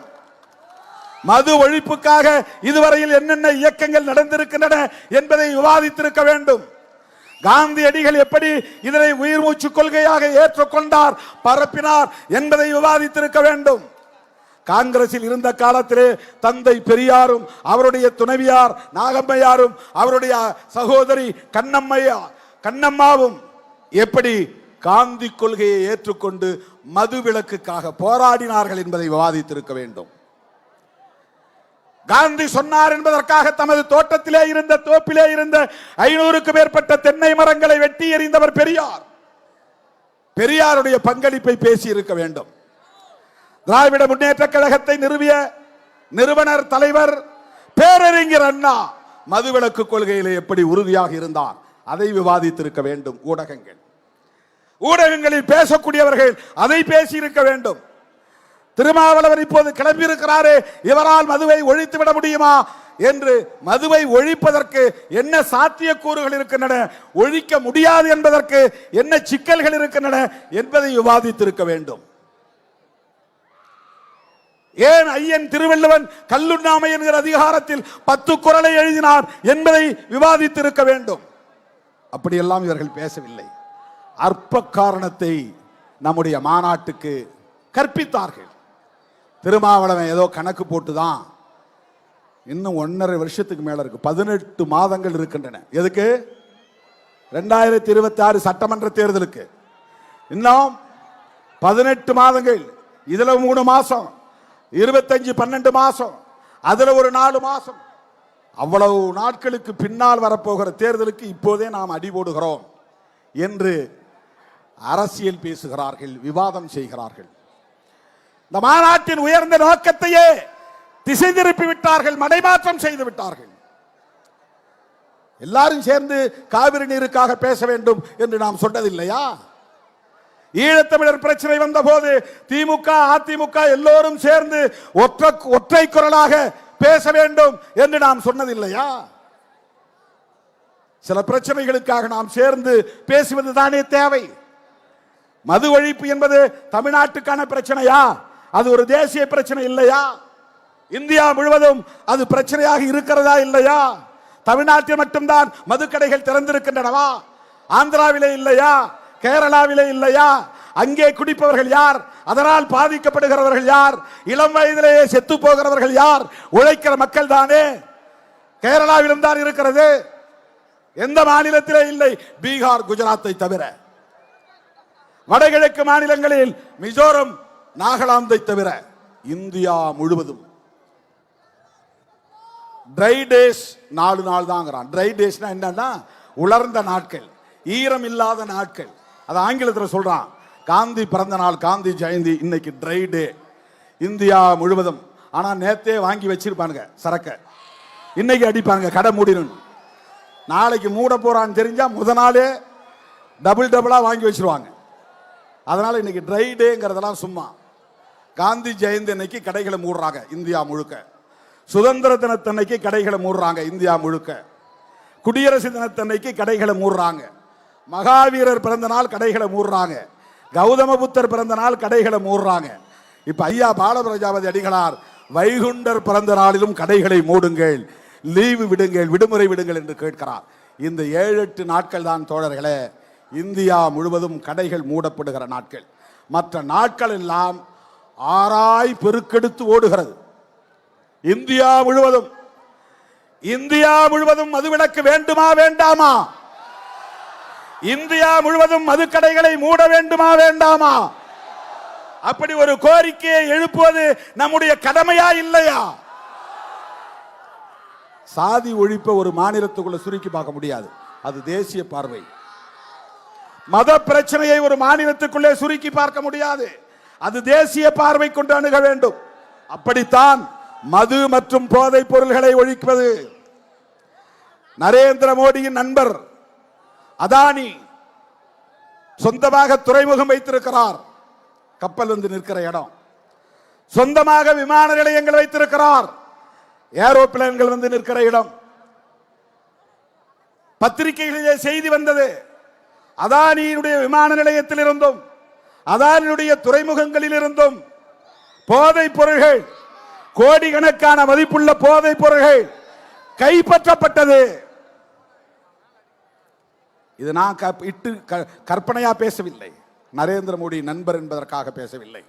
இது நாடாளுமன்றத்திலேயே பேசப்பட்டது, அவர்களால் பதில் சொல்ல முடியவில்லை. அயல் நாடுகளில் இருந்து போதைப் பொருட்கள் இந்தியாவுக்குள்ளே வருகிறது, கப்பல் வழியாக வருகிறது, விமானங்களின் வழியாக வருகிறது. இன்றைக்கு நம்முடைய குக்கிராமங்களிலும் கிடைக்கிறது. கஞ்சா, ஓபியம், கோக்கைன், பிரவுன் சுகர், இவையெல்லாம் போதை பொருட்கள். நாம இந்த சாராயம் குடிக்கிறோமே, அது இல்லாம வேற சில பொருட்கள்லாம் இருக்கு. அதை வெளியிலிருந்து கொண்டு வந்து அது ஒரு கள்ளச்சந்தையில விற்பனை செய்வதற்கென்று ஒரு பெரிய நெட்வொர்க் இந்தியா முழுவதும் இருக்கிறது. அதை யாராலும் ஒன்றும் செய்ய முடியாது. அதிலே கோடிக்கணக்கிலே லாபம் சுரண்டப்படுகிறது. இதை யாராலும் கட்டுப்படுத்த முடியவில்லை. NDPS என்கிற பெயரால் ஒரு சட்டம் இருக்கிறது, narcotic drugs psychotropic substances act, அது ஆங்கிலத்தில். போதையூட்டும் மருந்துகள், நார்காட்டிக் ட்ரக்ஸ், சைக்கோட்ராபிக் சப்ஸ்டன்சஸ், உளவியல் மனதை பாதிக்கக்கூடிய மனநோயாளி ஆக்கக்கூடிய பொருள்கள், அதை சாப்பிட்டா உனக்கு ஒரு மாதிரி அரை மெண்டல் மாதிரி ஆயிரும். அது இல்லைன்னா நம்மளால் ஒன்றும் பண்ண முடியாது. அப்படியே எந்த நேரமும் ஆடிக்கிட்டே மிதந்துக்கிட்டே இருப்போம். அப்படிப்பட்ட பொருள்கள் இன்னைக்கு வெவ்வேறு பேரில் ஸ்டிக்கர் வந்துருச்சு. இப்போ வாங்கி ஸ்டிக்கர் மாதிரி நாக்கில் ஒட்டிட்டு போய் உட்காந்துக்கலாம், ஒன்றும் யாருக்கும் தெரியாது, முழுங்க தேவையில்லை. இது வியாபாரம் நடக்கிறது. சாக்லேட் வந்து விட்டது, கேட்டா சாக்லேட் சாப்பிட்றேன்னு சொல்லலாம், யாருக்கும் தெரியாது. பள்ளிக்கூடத்து பிள்ளைகளிடம் புழங்குகிறது, கல்லூரி மாணவர்களிடம் புழங்குகிறது. நகர்ப்புறங்களில் மட்டுமே இருந்தது, இன்றைக்கு கிராமப்புறங்கள் வரையில் போகிறது. இதற்கு பின்னால் ஒரு பெரிய மாஃபியா கும்பல் இருக்கிறது. இதை தடுக்க வேண்டுமா வேண்டாமா? இதற்காக குரல் கொடுக்கக்கூடிய ஜனநாயக சக்திகளை ஒருங்கிணைக்க வேண்டுமா வேண்டாமா? அதற்காகத்தான் இந்த மாநாடு. நமக்கு ஒரு கவலை இருக்கிறது, இந்தியா முழுவதும் இப்படி ஒரு நிலை இருக்கிறதே என்று. இந்த மாநாட்டில் திமுகவை எப்படி அழைக்கலாம்? திமுக அரசு இங்கே நடக்கிறது. கடைகளை திறந்து வைத்து அவர்கள் தானே வியாபாரம் செய்கிறார்கள். அவர்கள் எப்படி திருமாவளவன் மாநாட்டு மேடைக்கு வர வேண்டும்? அப்படி இருந்தும் திமுக அந்த மாநாட்டு மேடைக்கு வருகிறது என்றால் அது விடுதலை சிறுத்தைகளுக்கு, விடுதலை சிறுத்தைகளின் முயற்சிக்கு கிடைத்த வெற்றி தானே. பாராட்ட வேண்டுமா இல்லையா? திமுகவுக்கும் அதிலே உடன்பாடு இருக்கிறது. மதுவை ஒழிக்க வேண்டும், அதிலே உடன்பாடு இருக்கிறது. இது இன் பிரின்சிபல், கொள்கை அடிப்படையிலே மதுவை ஒழிக்க வேண்டும் என்பதிலே எங்களுக்கும் உடன்பாடு இருக்கிறது. நடைமுறை சிக்கலில் அதை உடனே எங்களால் மூட முடியவில்லை. திமுக தலைவர் கலைஞர் தானே இதை கொண்டு வந்தார் என்று பலரும் சொல்லுகிறார்கள். 1971 வந்தது உண்மைதான். பேரறிஞர் அண்ணா 67 முதலமைச்சரானார், 69 காலமானார். 2 ஆண்டுகள் முதலமைச்சர் பொறுப்பிலே இருந்தார். அப்போது மதுக்கடைகளை திறக்க வேண்டும் என்ற கோரிக்கை எழுந்தது, மது விலக்கை ரத்து செய்ய வேண்டும் என்ற கோரிக்கை எழுந்தது. பேரறிஞர் அண்ணா சொன்னார், மாட்டேன், அப்படி ஒரு வருமானம் எனக்கு தேவையில்லை, மறுத்தார், திறக்கவே இல்லை. ஆனால் அந்த பேரறிஞர் அண்ணா ஒரு கோரிக்கையை எழுப்பினார். ஊடகங்களிலே உளறிக்கொண்டிருப்பவர்கள் புரிந்து கொள்ள வேண்டும், திருமாவளவன் ஏன் மோடி கிட்ட போய் கேட்கிறார் அப்படின்னு கேட்கிறாங்க. இங்க போய் முதல்வர்கிட்ட கேட்காம மோடி கிட்ட ஏன் கேட்கிறார்? 2 கோரிக்கையும் தான் வைக்கிறோம், அதை யாரும் பார்க்கறது இல்லை. தமிழ்நாடு அரசுக்கு கோரிக்கை மதுக்கடைகளை மூடு, இந்திய அரசுக்கான கோரிக்கை இந்தியா முழுவதும் மதுக்கடைகளை மூடுவதற்கு தேசிய மதுவிலக்கு கொள்கையை வரையறுத்து சட்டம் இயற்று, அவ்வளவுதான். 2 அரசுக்கும் கோரிக்கை வைக்கிறோம். தோழர்களே, கலைஞர் 71 கடையை திறந்தார் என்பது உண்மைதான். அதற்கு அவர் என்ன விளக்கம் சொன்னார் என்றால், மது விலக்கை நடைமுறைப்படுத்துகிற மாநிலங்களுக்கு வருவாய் இழப்பை ஈடு செய்யக்கூடிய வகையில் இந்திய ஒன்றிய அரசு இழப்பீட்டு நிதியை வழங்க வேண்டும். அன்றைக்கு காங்கிரஸ் அரசாங்கத்திடம் அவர் கேட்டார், நிதி தரல, நிர்வாகம் நடத்த முடியல, போதிய பட்ஜெட் வரவு செலவு போதுமானதாக இல்லை. வேறு வழி இல்லாமல் நெருப்பு வளையத்திற்கு நடுவிலே கற்பூரம் சிக்கிக் கொண்டதை போல அவர் சொன்ன விளக்கம்.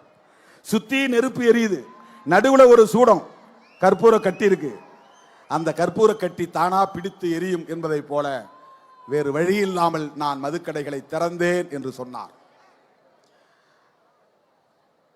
அதை சரி என்று நாம் நியாயப்படுத்தவில்லை. ஆனால் அன்றைக்கு இருந்த பொருளாதார நெருக்கடியின் அடிப்படையிலே அன்றைய முதல்வர் கலைஞர் அதை சொன்னார். ஆனால் அதே கலைஞர் 1974 மூடினார், மூடிவிட்டார். அப்போது அவர் சொன்னார், தேசிய அளவில் ஒரு மதுவிலக்கு கொள்கை தேவை, அதுதான் இங்கே நான் வைக்கிற கோரிக்கை. அதற்கு பிறகு மதுக்கடைகளை திறந்தது யார்? யாரும் அதை பேசுவதில்லையே. அதன் பிறகு இங்கே மதுக்கடைகளை திறந்தது மட்டுமில்லாமல் டாஸ்மாக் என்கிற நிறுவனத்தை உருவாக்கியது யார்? நம்ம தம்பிங்களாம் டாஸ்மார்க் டாஸ்மார்க் மார்க் இல்ல, அதுக்கு முன்னால கெடா மார்க்னு சாராயம் வந்துச்சு. அதெல்லாம் உங்களுக்கு தெரியாது, எனக்கு தெரியும். எல்லா ஊர்லேயும் சாராய கடை இருக்கும். அந்த கடையெல்லாம் இப்போ தனியார்கிட்ட வந்து விட்டுருவாங்க. அவர் ஒரு குறிப்பிட்ட அமௌண்ட்டை மட்டும் வாங்கிட்டு மொத்தமாக தனியார்கிட்ட விட்டுருவாங்க. அவன் வந்து உள்ளூரில் சாராயத்தை உற்பத்தி பண்ணி கெடா மார்க், மீசை மார்க் அப்படின்லாம் சாராயம் விற்பனை பண்ணுவான். அந்த மாதிரி மார்க்குன்னு நினச்சிக்கிட்டு டாஸ்மார்க்ன்றாங்க. டாஸ்மார்க் இல்லை, TASMAC, TASMAC, Tamil Nadu state marketing corporation, Tamil Nadu மாநில வாணிப கழகம். இதை உருவாக்கிய அரசு எது? யாரும் இதை பேசுவதில்லையே. எம்ஜிஆருக்கு இதில் என்ன பங்கு? ஜெயலலிதா அம்மையார் இதில் என்ன செய்தார்? இன்றைக்கு ஆட்சி பொறுப்புக்கு வந்திருக்கிற திராவிட முன்னேற்ற கழக தலைவர் ஸ்டாலின் அவர்கள் வந்த பிறகா இந்த மதுக்கடையை திறந்தார் என்ற கேள்வியும் எழுகிறது. நான் டிஃபெண்ட் பண்ணி பேசவில்லை. உரையாடக்கூடியவர்கள் எப்படி பேசுகிறார்கள், வாதாடக்கூடியவர்கள் எப்படி பேசுகிறார்கள், அதற்குள்ளே என்ன சூட்சமம் இருக்கிறது, சூழ்ச்சி இருக்கிறது என்பதை புரிந்து கொள்ள வேண்டும். பேசக்கூடியவர்கள் யாரும் எம்ஜிஆர் காலத்திலே மதுக்கடைகள் ஏலம் விடப்பட்டன. ஜெயலலிதா காலத்திலே மதுக்கடைகளை அரசாங்கமே வியாபாரம் செய்யக்கூடிய வகையில் சட்டப்பூர்வமாக்கியது, முறைப்படுத்தியது. அது தொடர்கிறது, தொடர்ந்து கொண்டே இருக்கிறது. அது தொடரும் போது மு.க. ஸ்டாலின் முதல்வராகி இருக்கிறார். இவர் உருவாக்கவில்லை, இவர் புதிதாக திறக்கவில்லை. மூட வேண்டும். நான் அவரை தனியே சந்தித்த போது சொன்னார், எனக்கு என்ன மூடக்கூடாது நான் நினைக்கிறேனா? மூடணும் தான் நானும் நினைக்கிறேன். பதறி போய் சொன்னார். இப்படியெல்லாம் ஊடகங்களில் பேசுகிறார்களே, உங்கள் கட்சியை சார்ந்தவர்களும் பேசுகிறார்களே, மூட வேண்டும் என்றுதான் எனக்கும் பதைப்பு இருக்கிறது. ஆனால் நிர்வாக நடைமுறை சிக்கல்கள் இருக்கின்றன, பார்ப்போம். நான் அதை மனதிலே வைத்துக் கொள்கிறேன். அதன் பிறகுதான் ஒரு கூட்டத்திலே, மண்டலவாரி செயற்குழு கூட்டத்திலே பேசும்போது நான் சொன்னேன், திராவிட முன்னேற்ற கழக அரசு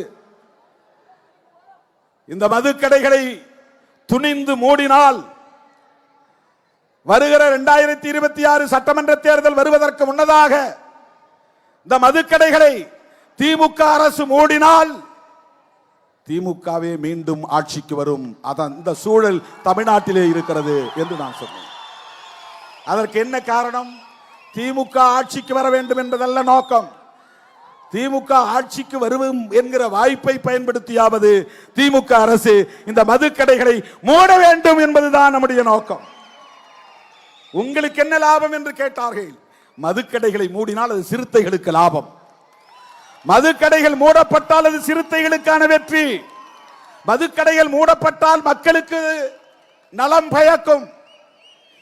அது மட்டும் இல்லாமல் தமிழ்நாடு அரசு நம்முடைய தீர்மானங்களில் சொல்லி இருக்கிறோம், நேரில் சந்திக்கும் போதும் சொன்னோம், நீங்க சட்டமன்றத்தில் தீர்மானம் நிறைவேற்றி அனுப்ப வேண்டும். ஆர்டிகிள் 47 அடிப்படையில் இந்திய அரசு ஒரு நேஷனல் பாலிசி, தேசிய மதுவிலக்கு கொள்கையை கொண்டு வருவதற்கு, அதன் அடிப்படையிலே ஒரு சட்டம் இயற்றுவதற்கு தமிழ்நாடு சட்டமன்றத்திலே தீர்மானம் நிறைவேற்ற வேண்டும். இது முதல்வருக்கு நாம் விடுத்திருக்கிற கோரிக்கை. இதையெல்லாம் யாரும் பேசவில்லை. சராசரி அரசியல்வாதியாக நம்மை எடை போடுகிறார்கள். நான் சொல்ல விரும்புகிறேன், ஒருவேளை தேர்தல் அரசியலே வேண்டாம், பெரியாரை போல ஐயா வைகுண்டரை போல மக்கள் நலம் காக்கிற ஒரு சமூக இயக்கமாகவே நடத்தவும், அப்படி ஒரு இயக்கத்தை வழிநடத்தவும் கூட திருமாவளவன் தயாராவானே தவிர முன்வைத்த காலை ஒருபோதும் திருமாவளவன் பின்வைத்ததில்லை, பின்வைக்க மாட்டான். எனக்கு அந்த தேவையில்லை. எனக்கு என்ன பயம்? என்னுடைய கைகள் சுத்தமாக இருக்கிறது, என் கைகள் சுத்தமாக இருக்கின்றன. இன்னைக்கு காலையில காந்தி மண்டபம் போனேன். காந்தி மண்டபத்தில் காந்தி சிலைக்கு மாலை போட்டுவிட்டு அப்புறம் காமராஜர் சிலைக்கு மாலை போடலாம் என்று தோழர்கள் ஏற்பாடு செய்திருந்தார்கள்.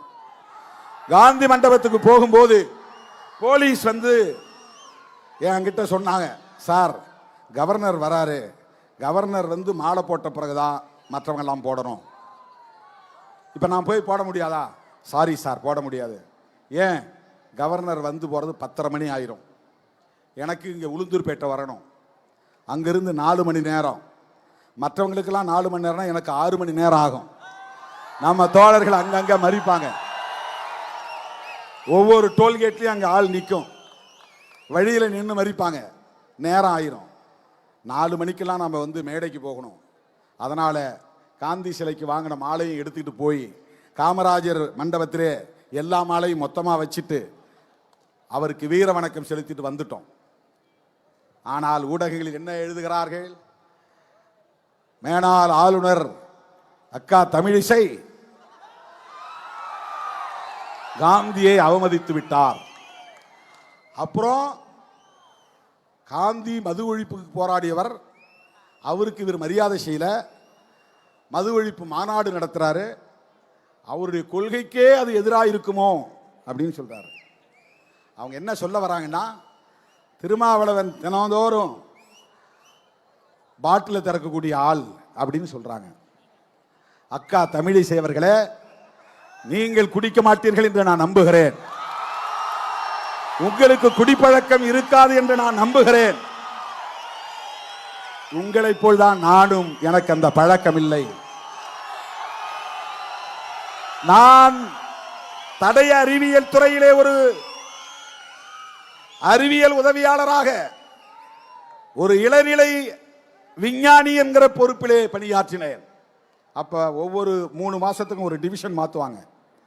அதுல ஒரு டிவிஷன் புரோகிபிஷன், மதுவிலக்குத்துறை. மதுவிலக்குத்துறையில என்னன்னா, போலீஸ் பிடிச்சிட்டு வரான் பாருங்க கள்ளச்சாராயம், திருட்டுத்தனமா ஊரல் காய்ச்சறான்னு பாருங்க அந்த ஊரல். அப்புறம் மது ஆலைகள் உற்பத்தி பண்றாங்கல்ல, பீர், விஸ்கி, பிராண்டி, அதெல்லாம் பாட்டிலா முதல்ல அங்கதான் வரும், எங்க கிட்ட தான் வரும்.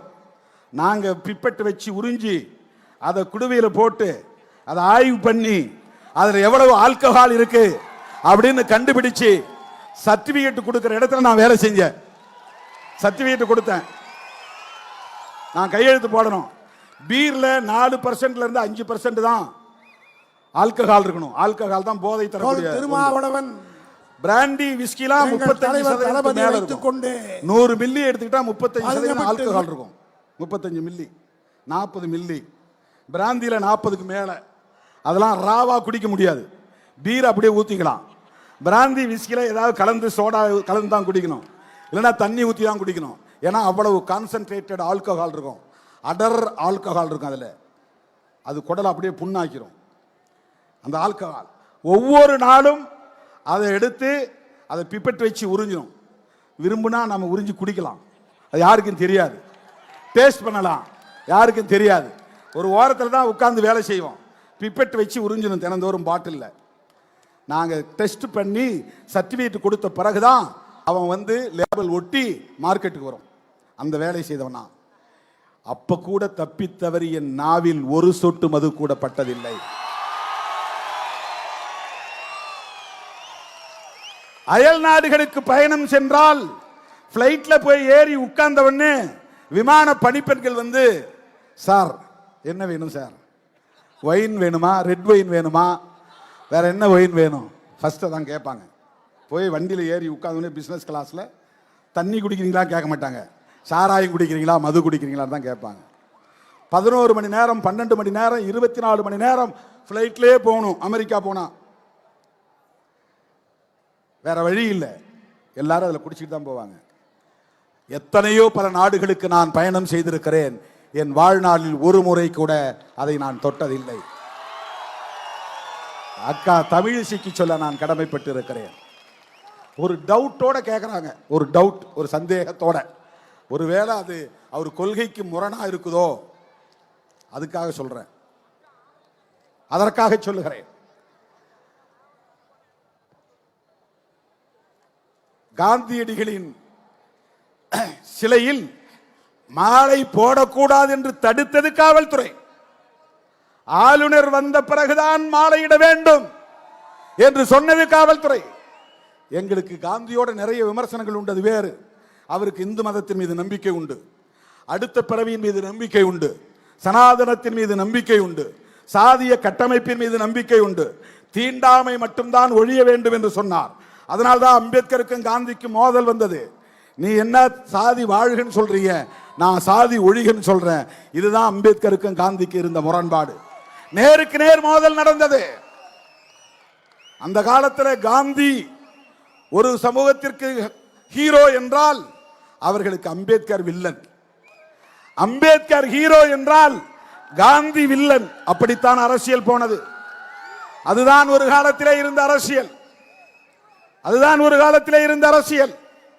ஆனால் இன்றைக்கு நாங்கள் காந்தியடிகளின் பிறந்த நாளிலே இதை செய்கிறோம் என்று சொன்னால், காங்கிரஸ் கட்சியோடு நாங்கள் தேர்தல் உறவையும் கொண்டிருக்கிறோம் என்று சொன்னால், அதற்கு நாங்கள் உள்வாங்கி இருக்கிற 2 கோரிக்கை நீங்க புரிஞ்சுக்கீங்க.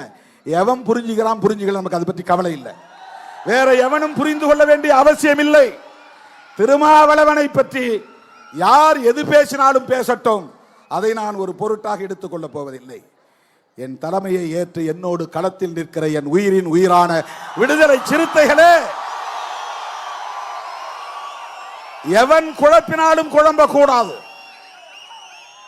காந்தி அடிகளை நாங்கள் இன்றைக்கு கட் அவுட் மூலமாக இங்கே வைத்திருக்கிறோம், படத்தை திறந்திருக்கிறோம். அவருடைய கருத்துக்களில் 2 கருத்துக்களை நமக்கு உடன்பாடு உண்டு. ஒன்று செக்யூலரிசம், மதசார்பின்மை. மதசார்பின்மை அம்பேத்கருக்கும் உடன்பாடு, ஜவஹர்லால் நேருவுக்கும் உடன்பாடு, காந்தியடிகளுக்கும் உடன்பாடு. அன்னைக்கு மட்டும் காந்தியடிகள் நேருவை கூப்பிட்டு, தம்பி நான் சொல்றதை கேளு, கவர்மெண்ட்டுக்கு ஒரு ஸ்டேட் ரிலீஜன் வேண்டும், இந்து மதம் இந்த அரசாங்கத்தின் மதமாக இருக்கட்டும் என்று சொல்லி இருந்தால் நேருவாலேயே மீறி இருக்க முடியாது. ஜவஹர்லால் நேரு காந்திக்கு கட்டுப்பட்டவராக இருந்தார். ஆனால் இந்துக்களும் முஸ்லிம்களும் ஒற்றுமையாக இருக்க வேண்டும், அவரவர் மதம் அவரவருக்கு, அவரவர் நம்பிக்கை அவரவருக்கு, அரசாங்கத்திற்கு மதம் கூடாது. இதுதான் மதசார்பின்மை. இதை சொன்னார் என்பதற்காகத்தான் RSS கும்பலை சார்ந்த நாத்துராம் கோட்சே என்பவன் கையெடுத்து கும்பிட்டுக் கொண்டே போய் அந்த மாமனிதரை பக்கத்தில் நெருக்கத்தில் நின்று துப்பாக்கியால் சுட்டுக் கொன்றான். இந்த மதம் தவறானது என்று சொன்ன அம்பேத்கரை சுடவில்லை. இந்த மதத்தில் இருக்க நான் வெட்கப்படுகிறேன் என்று சொன்ன அம்பேத்கரை சுடவில்லை. நான் பிறக்கும் போது ஒரு இந்துவாக பிறந்திருக்கலாம், சாகும் போது ஒரு இந்துவாக சாக மாட்டேன் என்று அந்த மதத்தை விட்டு வெளியேறி 10 லட்சம் பேரோடு பௌத்தம் தழுவிய புரட்சியாளர் அம்பேத்கரை அவன் சுடவில்லை.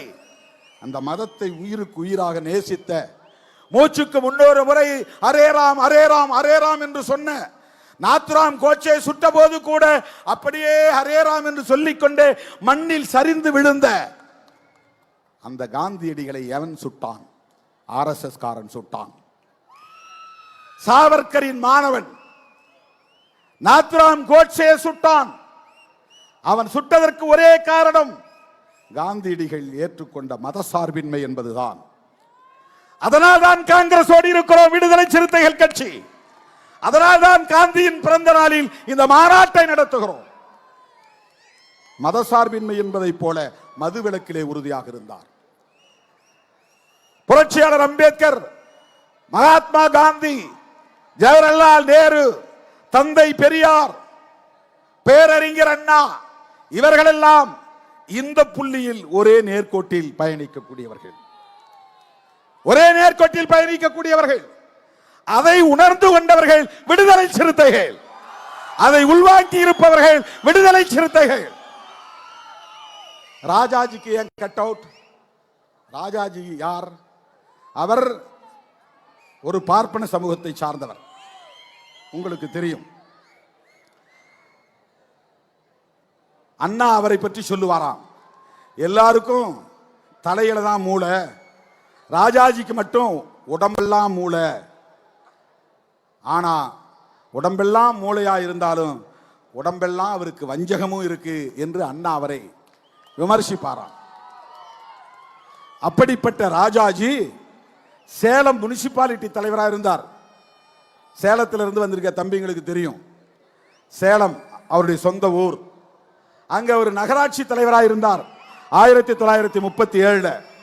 நாடு விடுதலை அடைவதற்கு 10 வருஷத்துக்கு முன்னாடி இதெல்லாம் நீங்க தெரிஞ்சுக்கணும். ராஜாஜி 1937 நகராட்சி மன்ற தலைவராக இருந்தபோது பிரிட்டிஷ் அரசாங்கம் தான் ஆட்சியிலே இருந்தது. பிரிட்டிஷ் அரசாங்கம் மதுக்கடைகளை திறந்து விடுங்கயான்னா, ஜனங்க குடிக்கட்டும். ஏன் குடிக்கணும்? குடிச்சிட்டு அவன் பாட்டு கிடந்தாதான்.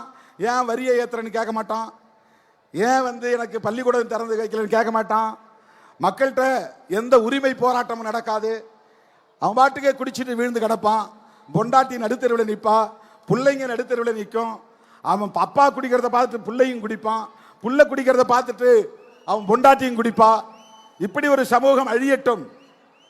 இப்படியெல்லாம் ஒரு காலத்திலே ஆட்சியாளர்களுக்கு சூது இருந்தது, சூழ்ச்சி இருந்தது. அந்த காலத்தில் மதுக்கடைகளை திறக்க சொன்ன போது மதுக்கடைகளை திறக்க மாட்டேன் என்று தன்னுடைய நகராட்சி பகுதியிலே உறுதியாக நின்றவர்தான் யாரு? ராஜகோபாலாச்சாரியார் என்கிற ராஜாஜி. ஜீன்னா மரியாதையா சொல்றது. அவர் பேரு ராஜா, ராஜகோபால் ஆச்சாரியார். ஆச்சாரியார்னா அவர் சமூகத்தை சார்ந்த ஒரு சொல்லாடல். இது வைணவ மதத்தை சார்ந்தவர். திருமாலை கும்பிடுறவங்க, ஐயங்கார் நினைக்கிறேன். அவர் ராஜகோபால் ஆச்சாரியார் மதுக்கடைகளை திறக்க மாட்டேன்னு அப்பவே 1937 சொன்னார். அதை நடைமுறைப்படுத்தினார். அதனால்தான் தோழர்களே, மதுக்கடைகளை மூட வேண்டும் என்று சொன்ன மூதறிஞர் ராஜாஜிக்கு இந்த மாநாட்டிலே கட் அவுட் வைத்திருக்கிறோம். தேசிய அளவிலே மதுவிலக்கு கொள்கை வேண்டும் என்று வலியுறுத்திய பேரறிஞர் அண்ணாவுக்கு இங்கே நாம் கட் அவுட் வைத்திருக்கிறோம். இதுதான் நம்முடைய அரசியல். இந்த மாபெரும் மாநாட்டின் மூலம் நான் தமிழ்நாடு அரசுக்கு, தமிழக முதல்வருக்கு விடுக்கிற வேண்டுகோள், எங்கள் தீர்மானங்களை அப்படியே கோரிக்கைகளாக ஏற்று அவை அனைத்தையும் நடைமுறைப்படுத்த வேண்டும் என்று கேட்டுக்கொள்கிறோம். தேர்தல் அரசியல் வேற, அது பேச வேண்டிய நேரத்தில் பேசுவோம். கொள்கை அடிப்படையில் களமாடுவது என்பது வேறு. இன்றைக்கு கைகோர்த்து களத்திலே நிற்கிறோம். திராவிட முன்னேற்ற கழகத்தின் தலைவர்கள் இந்த மேடைக்கு வந்தது விடுதலை சிறுத்தைகளின் நோக்கத்தை இன்றைக்கு வலுப்படுத்தி இருக்கிறது. அவங்கள வச்சுக்கிட்டு இப்படி நடத்தலாம்.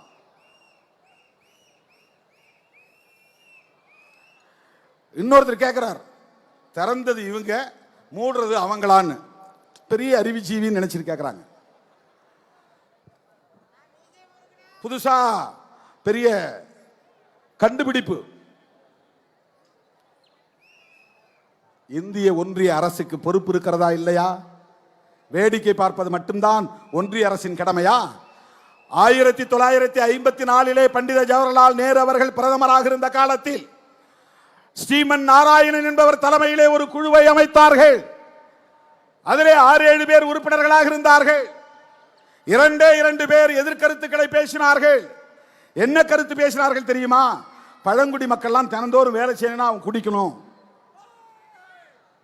அவன் என்ன சொல்றான்னா, எஸ்சி எஸ்டி மக்கள் தான் கூட்டுறாங்க, தினந்தோறும் நீங்க போய் கூட்டிக்கிட்டு இருக்கீங்களா? அப்படி ஒரு பேரு இந்தியா முழுக்க.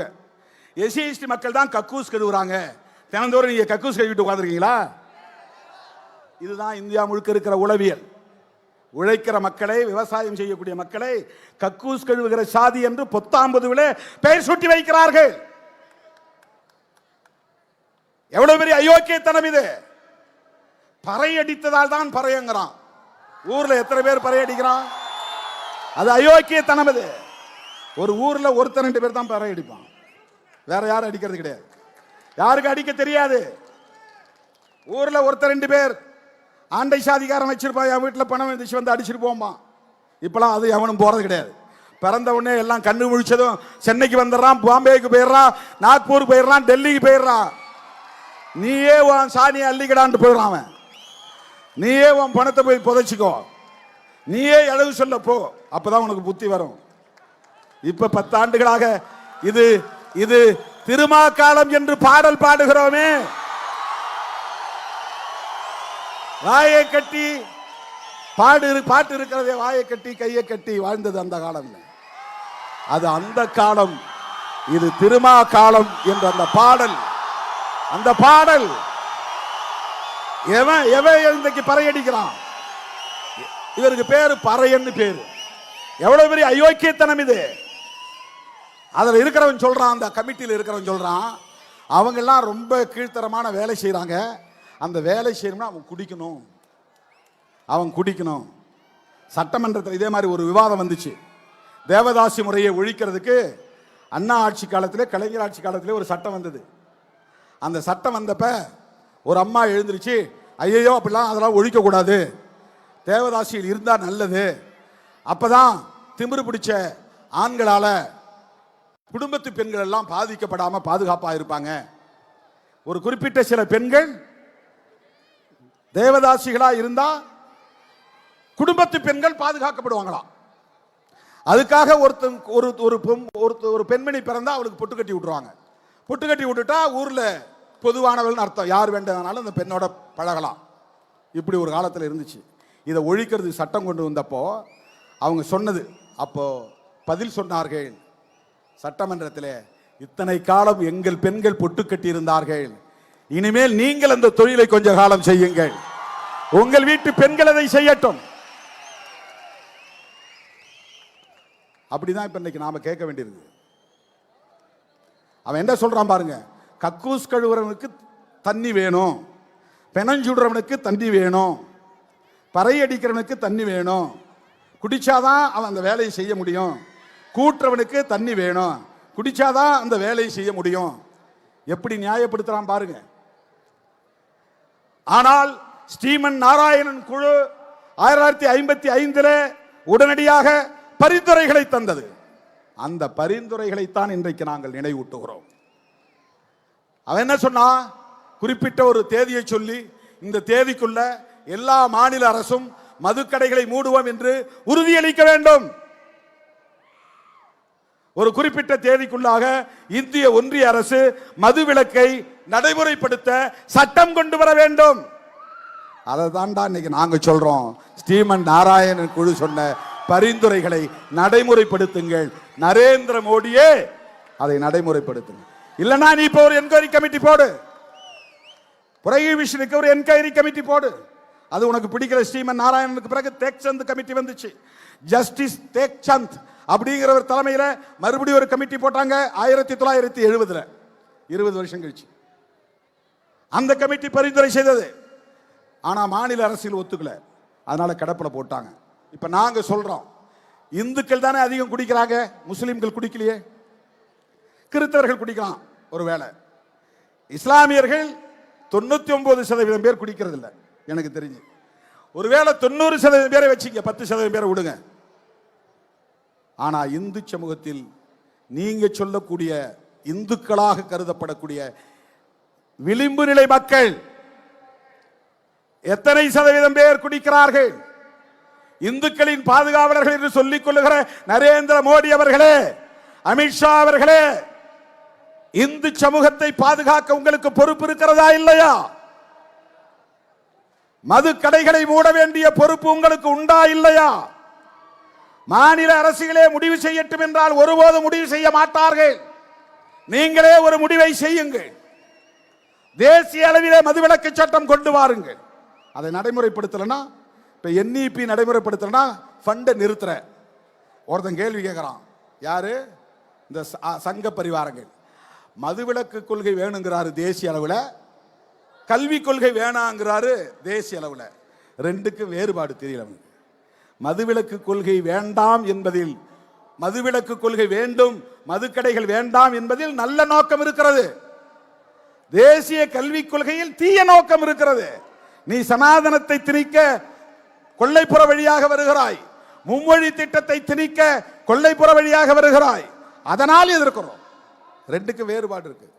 இதுல ஒரு தீய நோக்கம் இருக்கிறது தேசிய கல்விக் கொள்கையில், இதில் நல்ல நோக்கம் இருக்கிறது மதுவிலக்கு கொள்கையில். ஆகவேதான் மத்திய அரசுக்கு, இந்திய ஒன்றிய அரசுக்கு, மோடி அரசுக்கு விடுதலை சிறுத்தைகள் கோரிக்கை விடுக்கிறது. இந்தியா முழுவதும் மதுவிலக்கை நடைமுறைப்படுத்த வேண்டும். எனது அருமை தோழர்களே, என் உயிரின் உயிரான விடுதலை சிறுத்தைகளே,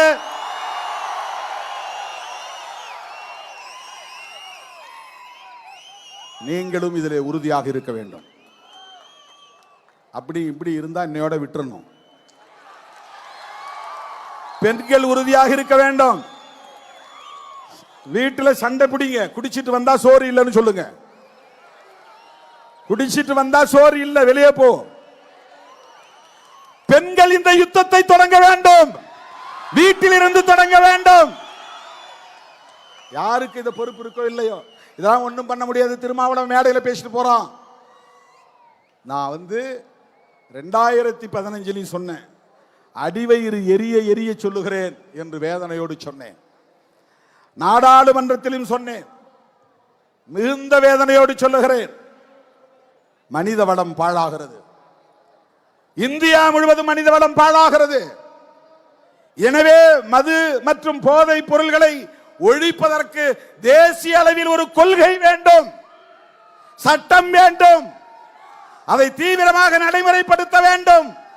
கள்ளச்சந்தைகளில் புழங்குகிற போதை பொருட்கள் அனைத்தையும் தடை செய்ய வேண்டும். விழுப்புரத்து மாவட்டத்தை சுத்தி 9 இடத்துல சோதனை சாவடி இருக்கு. ஒவ்வொரு மாவட்டத்திலும் பார்டர்ல இந்த சாராயத்தை கடத்திட்டு வர்றத கண்டுபிடிக்கிறதுக்கு டோல்கேட் வச்சிருக்கிறாங்க. இந்த டோல்கேட் இல்ல, சாராயம் கடத்துற கும்பலை பிடிக்கிறதுக்கு டோல்கேட் இருக்கு. மற்ற மாவட்டங்களில் 2, 1, 3 தான் இருக்கு. விழுப்புரத்தில் 9 இடங்கள்ல இருக்கு. அதை மீறி கள்ளச்சாராயம் கள்ளக்குறிச்சியில. எப்படி அந்த 9 டோல்கேட்டை மீறி வந்துச்சு சாராயம்? எப்படி எக்கியார் குப்பத்திலே மரக்காணத்திலே மெத்தனால் வந்தது? அங்கே 22 பேர், 10 பேர் மீனவர்கள், 4 பேர் தலித்துகள், மற்றவர்கள் 8 பேர் வெவ்வேறு சமூகங்களை சார்ந்தவர்கள். எல்லா சமூகங்களும் பாதிக்கிறார்களா இல்லையா? தலித்துகள் மட்டும்தான் பாதிக்கிறார்களா? எண்ணி பார்க்க வேண்டும். கள்ளக்குறிச்சியிலே செத்தது 69 பேர். 69 பேரிலே 15 பேர் பழங்குடி மக்கள், இஸ்லாமிய குடும்பத்தை சார்ந்தவர்கள் சிலர், 10க்கும் மேற்பட்டவர்கள் வன்னியர் சமூகத்தை சார்ந்தவர்கள். மாதவச்சேரி என்கிற கிராமத்திற்கு போனேன். அங்கிருந்த பாமக கார தம்பி ஒருவர் ஓடி வந்து என் கையை பிடித்துக் கொண்டு சொன்னார், அண்ணா தினந்தோறும் மாலையிலே இங்கு சாராயம் விற்கப்படுகிறது. இந்த இடத்துல தான் விற்கிறாங்க, ஊருக்குள்ள நடுவில் வந்து விற்கிறாங்க, யாராலும் கேட்க முடியல. ஊருக்குள்ள தெருவுக்குள்ள கள்ளச்சாராயம் விற்கப்படுகிறது. என்னிடத்திலே வந்து சொன்ன தம்பி ஒரு பாட்டாளி மக்கள் கட்சிக்கார பையன் ஓடி வந்து சொன்னான். என் வண்டியிலேயே கொஞ்ச தூரம் பயணம் செய்தான். வன்னியர் தெருவுக்குள்ளே சாராயம் கள்ளச்சாராயம் விற்கப்படுகிறது. எல்லாம் சொல்றவன் என்ன சொல்றான்னா, திருமாவளவன் போராட்டம் நடத்துறது எதுக்காகனா அவங்க சாதி சனம்லாம் பாதிக்கப்படுறாங்க, அதனால போராட்டம் நடத்துறாரு. இந்த மாதிரி ஒரு அற்பத்தனம் வேற என்னவா இருக்க முடியும்? அயோக்கியத்தனம், ஒரு கீழ்த்தரமான புத்தி, கீழ்த்தரமான புத்தி. காஞ்சிபுரத்தில் நான் ஒரு கோரிக்கை வச்சேன். ஒருத்தன் எழுதுறான், ஒரு முட்டாள். நான் என்ன கோரிக்கை வச்சேன்னா, அண்ணா கனவு கண்டார், இந்தி எதிர்ப்பு போராட்டத்தில் தாளமுத்து நடராசன் 2 பேர் இறந்தார்கள். அது பெரியாருடைய போராட்டத்தில் பெரிய ஊக்கத்தை தந்தது. இந்த 2 பேரும் 2 சமூக பின்னணி கொண்டவர்கள். நடராசன் தலித் சமூகத்தை சார்ந்தவர், ஆதி திராவிடர். தாளமுத்து நாடார் சமூகத்தை சார்ந்தவர். இந்த 2 சமூகமும் பெரியார் எடுத்த போராட்டத்திற்கு பக்கத்துணையாக இருந்திருக்கிறது. எனவே பெரியார் நாங்கள் ஆட்சிக்கு வந்தால் பெரியாரும் தாளமுத்து நடராசனும் இருப்பதை போல சிலை ஒன்றை நிறுவுவோம். இது அண்ணா கண்ட கனவு. அதை சொல்லிட்டு தான் நான் சொல்றேன். முதலமைச்சர் அவர்களே, அண்ணன் தளபதி ஸ்டாலின் அவர்களே, நீங்கள் ஆட்சியில் இருக்கும் போதே இந்த கோரிக்கை நிறைவேற்ற வேண்டும். நான் ஒரு கோரிக்கையை சொல்ல போகிறேன் அப்படின்னு சொன்ன உடனே எல்லாரும் பத்திரிகைக்காரன் பூரா ஏதோ மது ஒழிப்பு பற்றி தான் பேச போறாரு, மது கடைகளை மூட சொல்ல போறாரு அப்படின்னு எல்லாம் பதற்றமா இருந்தாங்க. நான் சொன்னேன் என்ன சொன்னேன்னா, பெரியார், நடராசன், தாளமுத்து ஆகியோர் கொண்ட உருவச் சிலைகளை நிறுவுங்கள், அது அண்ணாவின் ஏக்கம் என்று சொன்னேன். ஒருத்தன் எழுதுறான், இதுலயும் சாதி பார்க்கிறார் திருமாவளவன், நடராசன் என்கிற ஒரு தலித்துக்கு சிலை வைக்கணுங்கிறதுக்காக இப்படி ஒரு கோரிக்கை வைக்கிறார் அப்படின்றான். அப்படி சிந்திக்கிற அவன் தான் சாதி புத்தி உள்ளவனே தவிர நாம் இல்லை. அண்ணா கேட்டதை நாம் சொன்னோம், அண்ணாவின் ஏக்கத்தை நாம் சொன்னோம். இந்த போராட்டத்தை நாம் முன்னெடுத்திருப்பது பெரியார், அம்பேத்கர் போன்ற மாமனிதர்களின் கொள்கைகளை உள்வாங்கி இருப்பதனால் ஏற்பட்ட தாக்கம் அவ்வளவுதான். ஐயன் திருவள்ளுவனுடைய அரசியலை உள்வாங்கி கொண்டதனால் ஏற்பட்ட தாக்கம், ஐயா வைகுண்டரை படித்ததனால், நாராயணகுருவின் போதனைகளை உள்வாங்கியதனால், வள்ளலாரை வாடிய பயிரை கண்டபோதெல்லாம் வாடினேன் என்று சொன்னாரே, அந்த வள்ளலாரை ஓரளவுக்கு உள்வாங்கி இருப்பதனால் மது வேண்டாம் என்கிறோம். எனவே மாண்புமிகு முதல்வர் அவர்களுக்கு லட்சோப லட்சக்கணக்கான விடுதலை சிறுத்தைகளின் சார்பில் விடுக்கிற வேண்டுகோள், எங்கள் தீர்மானங்கள் அனைத்தையும் கோரிக்கைகளாக ஏற்று அவற்றை நடைமுறைப்படுத்துவதற்கு முன்வர வேண்டும். இந்திய ஒன்றிய அரசுக்கு நாங்கள் விடுக்கிற வேண்டுகோள், தேசிய அளவில் மதுவிலக்கு கொள்கையை வரையறுத்து தேசிய மதுவிலக்கு சட்டம் ஒன்றை கொண்டு வர வேண்டும். இந்த இரண்டு கோரிக்கைகளையும் வலியுறுத்தி அடுத்தடுத்து நாம் டிஜிட்டல் சிக்னேச்சர் கேம்பெயின் எடுக்கிறோம். ஆன்லைன் மூலமா கையெழுத்து இயக்கம் தொடங்கி வச்சல, அதுதான். அதற்கடுத்து கிராமப்புறங்களில் இன்றைக்கு நீலம் சிவப்பு சீருடை அணிந்து வந்த பெண்கள் லட்சக்கணக்கிலே, ஏறத்தாழ 2 லட்சம் மகளிர் இந்த மாநாட்டுக்கு வந்து உட்கார இடமில்லாமல் திரும்பி போயிருக்கிறார்கள். அவர்கள் கிராமந்தோறும் மதுவிலக்கு மகளிர் குழுவை உருவாக்க போகிறோம். மதுவிலக்கு மகளிர் குழுவை உருவாக்க போகிறோம். அந்த மகளிர் குழு அந்த கிராமத்தில் மதுவை ஒழிப்பதற்கு என்னென்ன செயல் திட்டங்களை வரையறுக்க வேண்டும் என்பதையும் இந்த இயக்கம் முன்னெடுக்கும் என்பதை சொல்லி என் அழைப்பை ஏற்று ஓடோடி வந்த என் உயிரின் உயிரான விடுதலை சிறுத்தைகள் அனைவருக்கும்,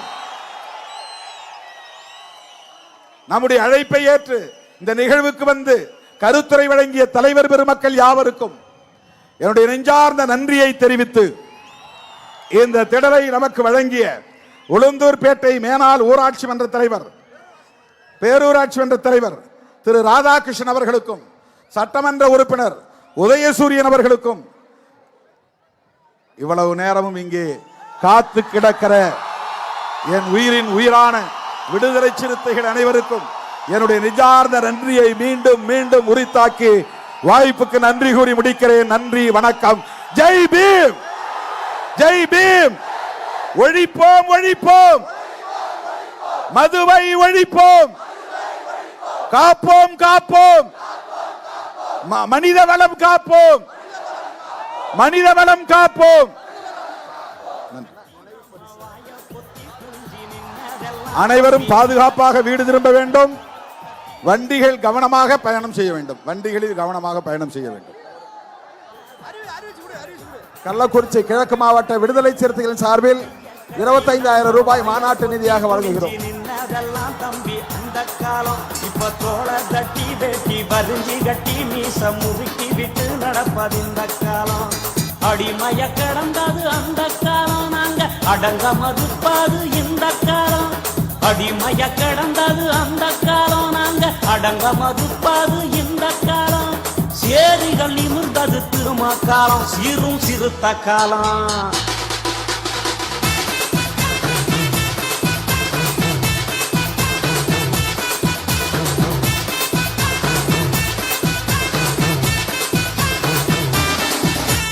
மதுரையில மீசம் அழிக்க வச்சு நம்மள மாணவங்கம் செஞ்ச அந்த காலம். தமிழ் மண்ணு பூரா கொடுவா மீச வச்சு கோடி சிறுத்தங்க உழவுது இந்த காலம்.